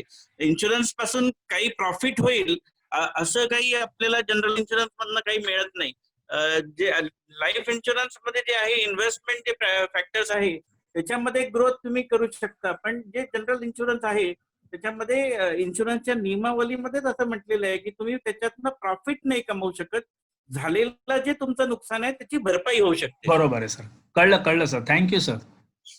आणि अभयजी याच्यामध्ये अजून एक मुद्दा आहे की जी लोक व्यवसाय करतात बाहेरच्या देशामध्ये, सो त्याच्यामध्ये जो होणारे लॉस आहे ते सुद्धा काही प्रमाणात त्याचा इन्शुरन्स वेगळा आहे, तो इन्शुरन्स आपल्याला घेता येतो. अच्छा, मग ह्याच्याशी निगडीत समजा ह्या शॉप मधून एक्सपोर्ट इम्पोर्ट सारखं जर व्यवसाय चालत असेल आणि त्यामध्ये जर काही नुकसान झालं समजा, तर ते ह्याच्याशी रिलेट करता येऊ शकतं का? तो वेगळा पॉलिसी आहे, ती घेता येते आपल्याला याच्यामध्ये. ठीक, ओके. त्याच्यामध्ये लॉस ऑफ प्रॉफिट म्हणजे समजा तुमचा जेवढा काळ आग लागल्यामुळे जेवढा काळ तुमचा बिझनेस बंद राहील तेवढा तुम्हाला इन्शुरन्स मधनं तो फायदा घेऊ शकता. म्हणजे इन्व्हेंटरी तुमची जळाली, दुकान जळालं, जे काही असू शकतं तर त्याला लॉस ऑफ प्रॉफिट नावाची एक इन्शुरन्स मध्ये पॉलिसी आहे ती जर तुम्ही घेतली तर जेवढा काळ तुमचं ऑफिस दुकान काय जे असेल ते बंद राहील, तेवढ्या काळामध्ये तुम्ही किती प्रॉफिट अर्न केला असेल तेवढा प्रॉफिट तुम्हाला इन्शुरन्स कंपनी मार्फत ही जर तुमची लॉस ऑफ प्रॉफिट जर पॉलिसी असेल तर मिळू शकतो. ठीक ठीक सर, आता थँक्यू. बऱ्याच वेळा अभयजी आपलं ट्रान्झिट मध्ये नुकसान होतं, ऍक्सिडेंट होतो, ओके नुकसानामध्ये माल सगळा कोलॅप्स होतो किंवा एखादं जहाज बुडतं, या सगळ्या गोष्टींचं रिस्क आपल्याला घेता येते. त्याला ओके, बिझनेस रिस्क असं म्हटलं जातं. ठीक ठीक ठीक, कळलं सर.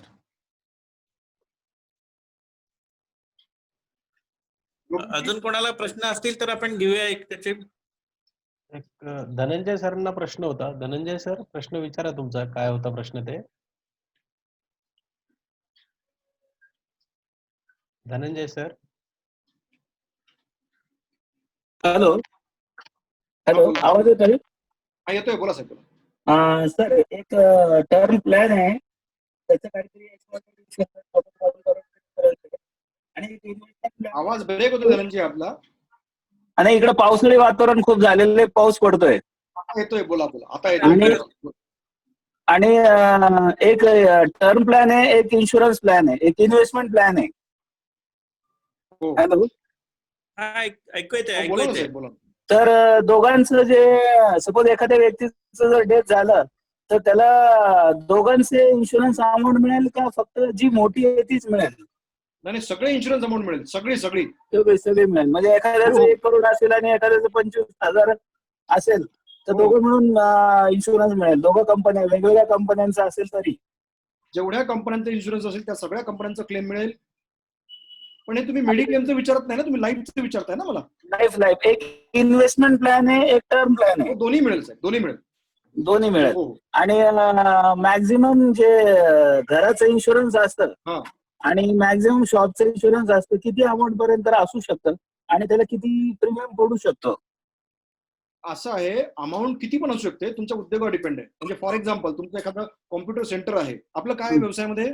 कम्प्युटर इन्स्टिट्यूट आहे. बरं, तर कॉम्प्युटर इन्स्टिट्यूटचा तुम्ही अंदाजे एक, आता ते तुमचं स्वतःचं आहे किंवा भाड्याचं आहे, दोन्ही केसमध्ये मिळू शकतं. तुमच्या त्याच्यामध्ये इन्व्हेस्टमेंट किती आहे, कॉम्प्युटर्स किती वगैरे याचं कॉस्टिंग काढलं जातं आणि त्या कॉस्टिंगच्या बेसवर जर काही तिथे बरं वाईट झालं, आग लागली किंवा चोरी झाली किंवा काय झालं, तर त्या टोटल कॉस्टचं समजा एक 15 लाख रुपयाची इन्फ्रास्ट्रक्चर तुमचं आहे, तर 15 लाखाचं जर नुकसान झालं तर 15 लाखावर काही प्रीमियम तुम्हाला येईल. फार कमी प्रीमियम असतं ते, 1000, 1500, 2000 पर्यंत प्रीमियम जातं वर्षाचं. तेवढं प्रीमियम भरून आपण त्याची रिस्क घेऊ शकतो आणि त्याला मग इन्शुरन्स कंपनी कॉम्पेन्सेट करतात. ओके. आणि घरासाठी? सेम घरासाठी सुद्धा सेम. आपल्या घरातले सगळे दागिन्यांपासून सगळं इन्फ्रास्ट्रक्चर, घरात फ्रीज आहे, मशीन्स आहेत, त्या सगळ्यांची लिस्ट केली जाते. त्या लिस्टवरनं अंदाजित एक पॉलिसी तयार होते. त्या पॉलिसीला साधारणतः एक समजा फ्लॅटची किंमत तर नाही मिळत, पण आपल्या फ्लॅटमध्ये जी असलेली इन्फ्रास्ट्रक्चर आहे, साधारणतः एक 15 लाख, 20 लाख, 25 लाख, 50 लाख जे तुमचे आहेत त्या बेसिसवर इन्शुरन्स आपल्याला देता येईल. Okay okay okay. त्याचा प्रीमियम साधारणतः 1000 रुपयाला 49 पैसे वगैरे इतका असतो. हा, फार कमी प्रीमियम असेल. फार कमी प्रीमियम आता. हो, हे मी तेच तर म्हणालो की 19% लोकांना माहित पण नाही, कोणाकडेच नाहीये, फार कमी लोकांकडे. हा हा हा हा हा. आणि त्याच्यामध्ये आणखीन एक धनंजयजी, तुम्हाला जो प्रश्न होता की 2 इन्शुरन्स आहेत आणि किती मला मिळेल, राजेशजींच्या आधी मी पण त्यांच्या बरोबर थोडाफार शिकलोय, तर त्याच्यावरती उत्तर देऊ शकतो की मेडिक्लेम जर तुमचे 2 कंपन्यांमध्ये असतील तर तुम्हाला दोन्हीकडनं बेनिफिट नाही मिळेल, कुठल्या तरी एका याचा बेनिफिट मिळू शकतो. कारण परत जो मगाशी मी मुद्दा बोललो होतो की इन्शुरन्स तुम्हाला काही प्रॉफिट कमावण्यासाठी नाहीये. त्यामुळे समजा 2 लाखाचे तुमच्या हे असेल, दोन्हीकडे 2-2 लाखाचं, आणि तुम्ही जर हे मेडिकल बिल जर 1 लाखाचं झालं तर त्या दोघे कंपन्या 50-50 हजार वाटून घेतात. तुम्ही बिल एकाकडनं शटल करू शकता, पण दोन्हीकडनं तुम्हाला 1-1 लाख रुपये नाही मिळणार. हो हो हो हो. चालेल चालेल. बरोबर आहे, नक्कीच. नक्की. ओके. आणि असं पण आहे का काही की आपण मेडिकल इन्शुरन्स आपण हप्ते रेग्युलरली भरत राहिलो आणि कालांतरानंतर आपलं काहीतरी अमाऊंट, बोनस वगैरे असं काहीतरी जमा होतं आणि जमा झाल्यानंतर काही कालांतरानंतर आपण जर तो जो बोनस आहे त्या बोनस मधूनच पुढचा हप्ता असं तिकट होऊ शकतो का काही असं? नाही, दरवर्षी एक नो क्लेम बोनस असतो 20%. तुम्ही जर क्लेम नाही केला तर 20% तुमच्या पॉलिसीमध्ये ऑटोमॅटिक ऍड होतो. आणि ज्या वर्षी तुमचा तो क्लेम असेल ना त्या वर्षी तो तुम्हाला 20% मिळत नाही, पण आधीचा जो क्लेम झालेला असतो तो ऍड होत राहतो तुमच्या पॉलिसीमध्ये. हा हा हा हा. म्हणजे नाही उदाहरणार्थ मेडिकल तुम्ही- इन्शुरन्स आपण लागोपाठ 7-8 वर्ष 10 वर्ष आपण भरलंय अमाऊंट, हो. आणि पुढे पण अजून भरायची आहे, आणि नंतर सपोज असं एखाद वर्ष आपण नाही भरलं तर ती जी एक कॉर्पस अमाऊंट त्यांच्याकडे जमा असते नाही company नाही, कडे. हा. मेडिक्लेम मध्ये जर 7-8 वर्षानंतर ब्रेक झाला आणि तुमचा जर नो क्लेम असेल आणि 1 वर्ष तुम्ही एक 15 दिवस जरी त्याच्यात ब्रेक झाला तर तुमचा तो जो नो क्लेम असेल तो पण जातो आणि तुम्हाला नवीन पॉलिसी काढावी लागते परत फ्रेश. हा हा हा हा. म्हणजे त्यावेळेला प्रीमियम जे आहे ते खूप जास्त भरतच आहे. राहायचं, तो प्रीमियम भरतच राहायचं रेग्युलरली. नाही, ते हा. तुमचं व्हेकलचं इन्शुरन्स कसं असतं, दरवर्षाचा कॉन्ट्रॅक्ट होतो ना. हा हा हा हा. सेम मेडिक्लेम मध्ये पण आहे, तिथे कुठल्याही प्रकारचे रिटर्न्स मिळत नाहीत मेडिक्लेम मध्ये. पण लाईफ इन्शुरन्स कंपन्यांनी काही प्लॅन चालू केलेत पाध्ये साहेब, की जिथे काही मेडिकल रिस्क कव्हर आपल्याला त्या पॉलिसी बरोबर घेता येतात आणि त्याची ठराविक रक्कम इन्शुरन्स कंपन्या आपल्याला देतात. ते वेगवेगळे रायडर्स आहेत, ते त्याच्यावरती आपल्याला घेता येऊ शकतात. याच्या व्यतिरिक्त जर कोणाला काही असेल तर AICPTR चे जे काही आमचं आता याच्यानंतर हे विषय होईल तिथे सगळं आमचा ईमेल ऍड्रेस आणि फेसबुक अकाउंट दिलेला आहे, युट्यूब चॅनल वरती सगळा ऍड्रेस आहे. आपण फीडबॅक फॉर्म सुद्धा त्याच्यात आपला भरू शकता. आणि त्याच्यानंतर तुम्हाला काही क्वेरी असेल, म्हणजे इन्कम टॅक्स मध्ये मला किती बेनिफिट मिळेल, ATC हा एक त्याच्यामधला सेक्शन आहे, आणि मेडिक्लेमला ATD नावाचं सेक्शन आहे, मला किती मिळेल याच्याबद्दलही काही तुम्हाला शंका असतील तर तुम्ही AICPTR च्या ईमेल वरती तुमच्या शंका विचारू शकता. राजेशजी त्याचं यथाचित उत्तर त्याला तुम्हाला नक्कीच देतील. आणि मला वाटतं अजून काही असेल तर प्रश्न कोणी असेल तर पटकन आपण घेऊया, नाहीतर एक हे जे याचं रेकॉर्डिंग होतंय ते आपल्या युट्यूब चॅनलवर असणार आहे का, म्हणजे हो परत असणार बघता आहे. येईल का? युट्यूब चॅनलला आणि फेसबुकला आणि आपल्या वेबसाईटवर तिन्ही ठिकाणी आपल्याला हे परत रेकॉर्डिंग ऐकायला मिळेल. Okay okay, thank you sir.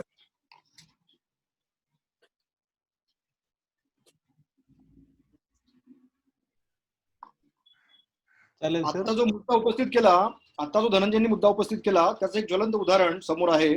कोल्हापूरचा एक सदस्य, एक व्यक्ती, त्याने LIC ची एक पॉलिसी घेतली ज्याच्यामध्ये कॅन्सर कव्हर होता आणि त्याला दुसऱ्या वर्षी कॅन्सर डिटेक्ट झाला. तर त्याला जवळपास 20 लाख रुपयाचं प्रीमियम पण वेळ झालं आणि फक्त 5,000 रुपये प्रीमियम भरून त्याला 20 लाखाचा जवळपास क्लेम इन्शुरन्स कंपनीने LIC ने त्यांना दिला. म्हणजे हेल्थ इन्शुरन्स मध्ये सुद्धा LICचं 5,000 रुपये भरल्यानंतर पुढचं प्रीमियम वेळ झालं आणि त्याला पुढचं दरवर्षी 1-1 लाख रुपये इन्शुरन्स कंपनी हे त्याला ठरल्याप्रमाणे त्या प्लॅन प्रमाणे त्याला ते देणार आहे. म्हणजे अशाही प्रकारचं आता लाईफ इन्शुरन्स मध्ये सुद्धा हेल्थ इन्शुरन्स कव्हर करता येऊ शकतो. धनंजयजी सर, एक अजून एक क्वेश्चन होता की अशी काही गाईडलाईन आम्हाला देता येईल का की कोणत्या कंपनीचं इन्व्हेस्टमेंट प्लॅन चांगलं आहे, कोणत्या कंपनीचं मेडिकल चांगलं आहे, किंवा कोणत्या कंपनीचं टर्म प्लॅन चांगला आहे, ते अशी काही नॉर्मल गाईडलाईन आपल्याला देता येऊ शकते का? नाही, थोडासा तुमचा प्रश्न योग्य आहे, पण थोडा अयोग्य अशासाठी होईल की आपण डॉक्टरांना जर विचारलं की कोणत्या गोळ्या चांगल्या आहेत आणि कोणत्या खराब आहेत तर तो त्याच्यासारखा प्रश्न होईल. त्यामुळे गोळी देताना डॉक्टर असं म्हणू शकत नाही. आता योगेशजी म्हणजे आता या ठिकाणी तो त्यांनी मुख्य प्रश्न असा केला तर मी सगळ्यांतर्फे असं तुम्हाला एक प्रश्न विचारू शकतो की हा जो शॉपचा इन्शुरन्स आहे किंवा काय आहे, आता जेवढे आमचे पार्टिसिपेंट्स आहेत त्याच्यापेक्षा जास्त आमच्या त्या वेबसाईट वरती जास्त येतील, त्या लोकांसाठी जर काही आपण कन्सेशन मध्ये जर देऊ शकलो तर आपण त्याचा नक्की विचार करूया. आणि याच्या पुढे जर काही कोणाला इन्शुरन्स बद्दल जर अधिक काही माहिती हवी असेल किंवा त्यांना इन्शुरन्स घ्यायचा असेल, तो किती कन्सेशन मध्ये काय आहे त्याच्यावरती राजेशजी आपल्याला त्याचं उत्तर सविस्तर उत्तर फार देतील. चांगला मुद्दा तुम्ही उपस्थित केला. मी तुम्हाला सजेस्ट करू इच्छितो, शेवटी निर्णय तुम्ही आणि तुमची पूर्ण टीम जी असू शकते. एक ओपन पॉलिसी तुम्हाला घेता येईल आद्य साहेब. तुमचे जेवढे सेंटर्स आहेत महाराष्ट्रात किंवा महाराष्ट्राच्या बाहेर किंवा भारतात, त्या सगळ्या सेंटरची मिळून एक मास्टर पॉलिसी तुम्हाला घेता येईल आणि ती फार कमी दरामध्ये तुम्हाला घेता येईल. तुम्हाला तुमच्या एका सिंगल व्यक्तीकडनं AICPTR त्याचं प्रीमियम भरू शकेल. तर तुम्ही इंडिव्हिज्युअली कसं चार्ज करायचं डिस्काउंट रेट प्रमाणात तुम्हाला त्याचा खूप मोठ्या प्रमाणात डिस्काउंट मिळू शकतो आणि याच्यासाठी आपण नक्की वर्कआउट करू शकतो. म्हणजे शॉपकीपर पॉलिसी जी आहे किंवा ऑफिस पॉलिसी त्याला म्हणता येईल आपल्याला, ती तुम्हाला घेता येईल. त्याचबरोबर यांचा ग्रुप इन्शुरन्स सुद्धा घेता येईल साहेब आपल्याला. जी आपली काम करतात लोक त्या सगळ्यांचं मिळून, समजा 1000 लोक, 2000 लोक, 5000 लोक असतील, त्यांचा फार अल्प दरामध्ये कॉमन एक ग्रुप इन्शुरन्स घेता येईल, ज्याच्यामध्ये मेडिकल टेस्ट वगैरे ह्या वेव होतील आणि सगळ्यांचा मिळून एक सिंगल पॉलिसी त्याच्यामध्ये इश्यू होईल. आणि AICPTRच्या माध्यमातून हा खूप मोठा डिस्काउंट आपल्यासाठी आपण घेऊ शकतो. याच्यासाठी तुम्ही जर संपर्क केला आपल्याशी नंतर या सगळ्यांचा डाटा घेऊन, तर नक्की चांगल्या प्रकारचा इन्शुरन्स डिस्काउंट आपण इन्शुरन्स कंपन्यांकडून ऑफिशियली घेऊ शकतो. सर अजून एक आमचे रायगडचे जे सहकारी आहेत रियाज सर, त्यांचा एक प्रश्न होता की त्यांना बोलायचं की आपले जे भरलेले प्रीमियम आहे ते काही हा. काळानंतर जर बंद केलं तर जे जुने भरलेले प्रीमियम आहेत ते आपल्याला रिटर्न भेटू शकतात काय? दोन गोष्टी आहेत. इन्शुरन्स पॉलिसी घेताना आपल्याकडनं ज्या वेळेला घेतलं जातं त्यावेळेला एक कॉस्ट प्रत्येकाच्या इन्शुरन्सची जोडलेली असते त्याबरोबर, आणि दुसरा कॉम्पोनंट आहे रिटर्न्ससाठी. तर कॉस्ट जी जोडलेली आहे ती कॉस्ट मायनस होते त्याच्यातनं, आणि जेवढ्या वर्षाचा आपण प्रीमियम पे करतो त्या प्रमाणात ती रिस्क कव्हरची जी कॉस्ट येते, समजा 10,000चं प्रीमियम असेल आणि त्यात एक थंब रूल प्रमाणे सांगतो, अंदाजे जर 3,000 रुपयाची त्याची रिस्क कव्हरची कॉस्ट असेल, तर समजा 5 वर्ष प्रीमियम पे केलं तर साधारणतः मी थंब रूल प्रमाणे सांगतोय 30,000 रुपये त्याची कॉस्ट आहे, ती मिळणार नाही. त्याच्याबरोबर इन्फ्रास्ट्रक्चरल कॉस्ट त्या कंपनीची मिळणार नाही. सो एक कॉस्ट डिडक्ट होते. तुम्ही ज्या वेळेला इन्शुरन्स पॉलिसी मध्येच ब्रेक करतात, प्रीमियम पेमेंट देणं ब्रेक करतात, त्यावेळेला मात्र इन्शुरन्सचं जे प्रीमियम मिळतं आपल्याला त्याच्यासाठी काही नियम आहेत आणि ती पूर्ण आपल्याला अमाऊंट कधीच मिळत नाही. 100 रुपये पे केले असतील तर साधारणतः आपल्याला 40-50 रुपये, डिपेंड आपण किती वर्ष आपण भरलंय आणि किती वर्षाचा गॅप आहे, तर त्याच्या प्रमाणात ते कमी जास्त अमाऊंट होईल. 40-50% पर्यंत आपल्याला 30% पर्यंत आपल्याला रिटर्न मिळू शकतो. पण इथे राजेश सर, मी तुम्हाला म्हणतो की इथे टाटा AIGची एक क्रेडिट कार्ड तर्फे एक पॉलिसी आली होती आणि ती मी 2004 पासून घेतली होती आणि त्याचा प्रीमियम मी 2010 पर्यंत भरला होता. पण त्यांच्या सांगण्यात असं होतं की पहिले 5 वर्ष तो प्रीमियम भरायचा आहे. 5 वर्ष झाल्यानंतर मी त्यांना रिमाइंड केलं तर ते म्हणाले नाही, ही तुमची पॉलिसी 15 वर्षांची आहे. आणि 5 वर्ष सांगितलेलं आठवत होतं चांगलं. आणि जवळजवळ 2004 ते 2010 पर्यंत मी त्याचा प्रीमियम भरला 5,339 रुपये. पण एंड ऑफ द डे जेव्हा 10 वर्षाचं त्यांनी सांगितल्यानंतर थोडं डिस्प्यूट झालं आणि मी ते बंद केलं. तर तेव्हा मी त्यांच्याकडे खूप क्लेम घ्यायचा प्रयत्न नाही. इव्हन तुम्ही जे काही प्रीमियम भरले ते सुद्धा मिळणार नाही. मग असं पण असू शकतं ना? सर ते जे आहे ना क्रेडिट कार्डावरती जे असतात ना ते सगळे पर्सनल ऍक्सिडेंट कव्हर्स असतात, ते 15 वर्षांचे असतात. तर त्याच्यावरती रिफंड शक्यतो काही मिळत नाही. पण मेडिक्लेम वगैरे केलं ना तर त्याला खूप रिस्ट्रिक्शन्स असतात. जे क्रेडिट कार्डावरती आपण जे करतो ना ते त्याला एक तर क्रेडिट कार्डचं शिल्ड वापरण्यासाठीचं कव्हर असतं, म्हणजे काही फ्रॉड झाले तर, किंवा दुसरे जे असतात त्याच्यावरती शक्यतो जे होतात ते पर्सनल ऍक्सिडेंट कव्हर 15-1 वर्षांचा, ते 5 वर्षाचा प्रीमियम भरून ते 15 वर्षांपर्यंत तुम्हाला त्याचं हे एक्सटेन्शन देतात. तर 15 वर्षामध्ये जर तुम्हाला काही पर्सनल ऍक्सिडेंटचा काही क्लेम नाही झाला तर ते पैसे नाही देत ते. म्हणजे त्यामुळे ती पॉलिसी बघून ती आपल्याला घ्यायला पाहिजे. आणि म्हणून शेवटी मी एक सगळ्यांना सूचना देऊ इच्छितो की इन्शुरन्स प्लॅन विकत घेताना 2 गोष्टी लक्षात ठेवायच्या. एक तर ज्या व्यक्तीकडनं आपण इन्शुरन्स प्लॅन घेतो आहे तो व्यक्ती किती अनुभव आहे, त्याचं नॉलेज किती आहे. जसं तुम्हाला म्हटल्याप्रमाणे डॉक्टरांकडे आपण जेव्हा सिलेक्ट करतो एखाद्या ट्रीटमेंटसाठी त्यावेळेला आपण त्या डॉक्टरांचा अनुभव, त्यांची डिग्री बघतो. सिमिलरली इन्शुरन्स मध्ये सुद्धा 2 गोष्टी आपण नक्की बघितल्या पाहिजेत की ज्या व्यक्ती, जो ऍडवायझर, जो सल्लागार आपण निवडतो आहोत त्या सल्लागाराची नॉलेज किंवा त्याचा अनुभव हा किती आहे हे महत्वाचं बघणं गरजेचं आहे. आणि दुसरी महत्वाची गोष्ट की इन्शुरन्स कंपन्या आता लुभावण्या ऑफर देत आहेत आणि त्या प्रमाणात तुम्हाला सांगतात की टर्म इन्शुरन्स एका पेजमध्ये घेतलं जातं. तर साहेबांनी पण अगोदर मुद्दा सांगितला होता की इन्शुरन्स कंपनी टर्म इन्शुरन्स जेव्हा एका पेजमध्ये देतं त्यावेळेला बऱ्याचशा कंडिशन त्याच्यामध्ये नसतात आणि एस्टिक मार्क खाली लिहिलेलं असतं. मग ज्या वेळेला क्लेम द्यायची वेळ येते त्यावेळेला हे सगळे डिस्प्यूट निर्माण होतात.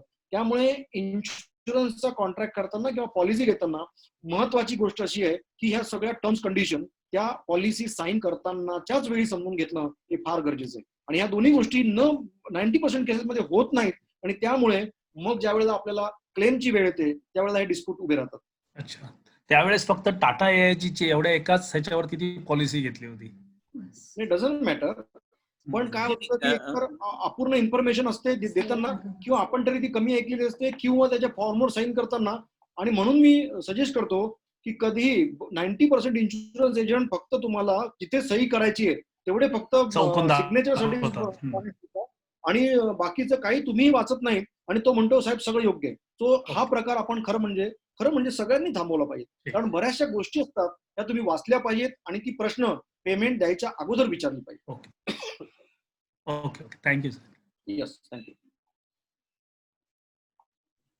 आशा आहे आणखीन कोणाला काही प्रश्न विचारायचे नसतील, किंवा जर काही क्वेरीज, डाऊट्स, काही सजेशन्स असतील, तर आपल्याला सर्वांना विनंती आहे की AICPTRच्या लिंकवरती आपल्याला फीडबॅक फॉर्म पाठवण्यात आला होता. त्या फीडबॅक फॉर्मद्वारे आपण त्या शंका विचारू शकता. AICPTRचा ईमेल ID आपल्याला दाखवण्यात आलेला आहे. त्या ईमेल ID वर आपण आपल्या क्वेरीज पाठवू शकता. आपल्या क्वेरीज राजेश सरांपर्यंत नक्की पोहोचवण्यात येतील, आणि त्यांना सविस्तर उत्तर आपल्यापर्यंत देण्याचा आपला नक्की प्रयत्न राहील. राजेश सर, धन्यवाद. आपण आपणास वेळ दिलात. आपण बरीच माहिती दिलीत विमा विषयक, आणि या माहितीचा फायदा सर्वांनाच त्यांच्या कौटुंबिक आणि व्यावसायिक आयुष्यात होऊन त्या कुटुंबाची आणि व्यवसायाची सुरक्षितता करण्यासाठी नक्कीच होईल. थोडासा आपल्याला आणखीन काही सेंटर्सचा त्रास आम्ही थोडासा देऊ, कारण त्या क्वेरीज ज्या असतील त्या आम्ही आपल्यापर्यंत पोहोचवून आपल्याकडून त्यांचं सोल्युशन एक्सपेक्ट करू. त्याचबरोबर आजच्या कार्यक्रमासाठी उपस्थित असलेले जयू भाटकर सर आणि पद्मा भाटकर मॅडम, AICPTRचे चेअरमन श्री पाध्ये सर, आपणही खूप छान मार्गदर्शन करून वेगवेगळे असे उपक्रम राबवत आहेत, त्यासाठी आपले धन्यवाद. AICPTR मॅनेजमेंट आणि AICPTR स्टाफची टीम, आणि त्याचबरोबर सर्व उपस्थित सेंटर ओनर्स आणि शिक्षक वृंद, आजच्या कार्यक्रमासाठी आपण उपस्थित राहिलात त्याबद्दल आपले धन्यवाद, मनपूर्वक आभार. पुन्हा आपण भेटणार आहोत. मागच्या आपल्या सेशनचं जे लास्ट सेशन बाकी आहे, सेकंड सेशन, त्यासाठी आपण भेटणार आहोत.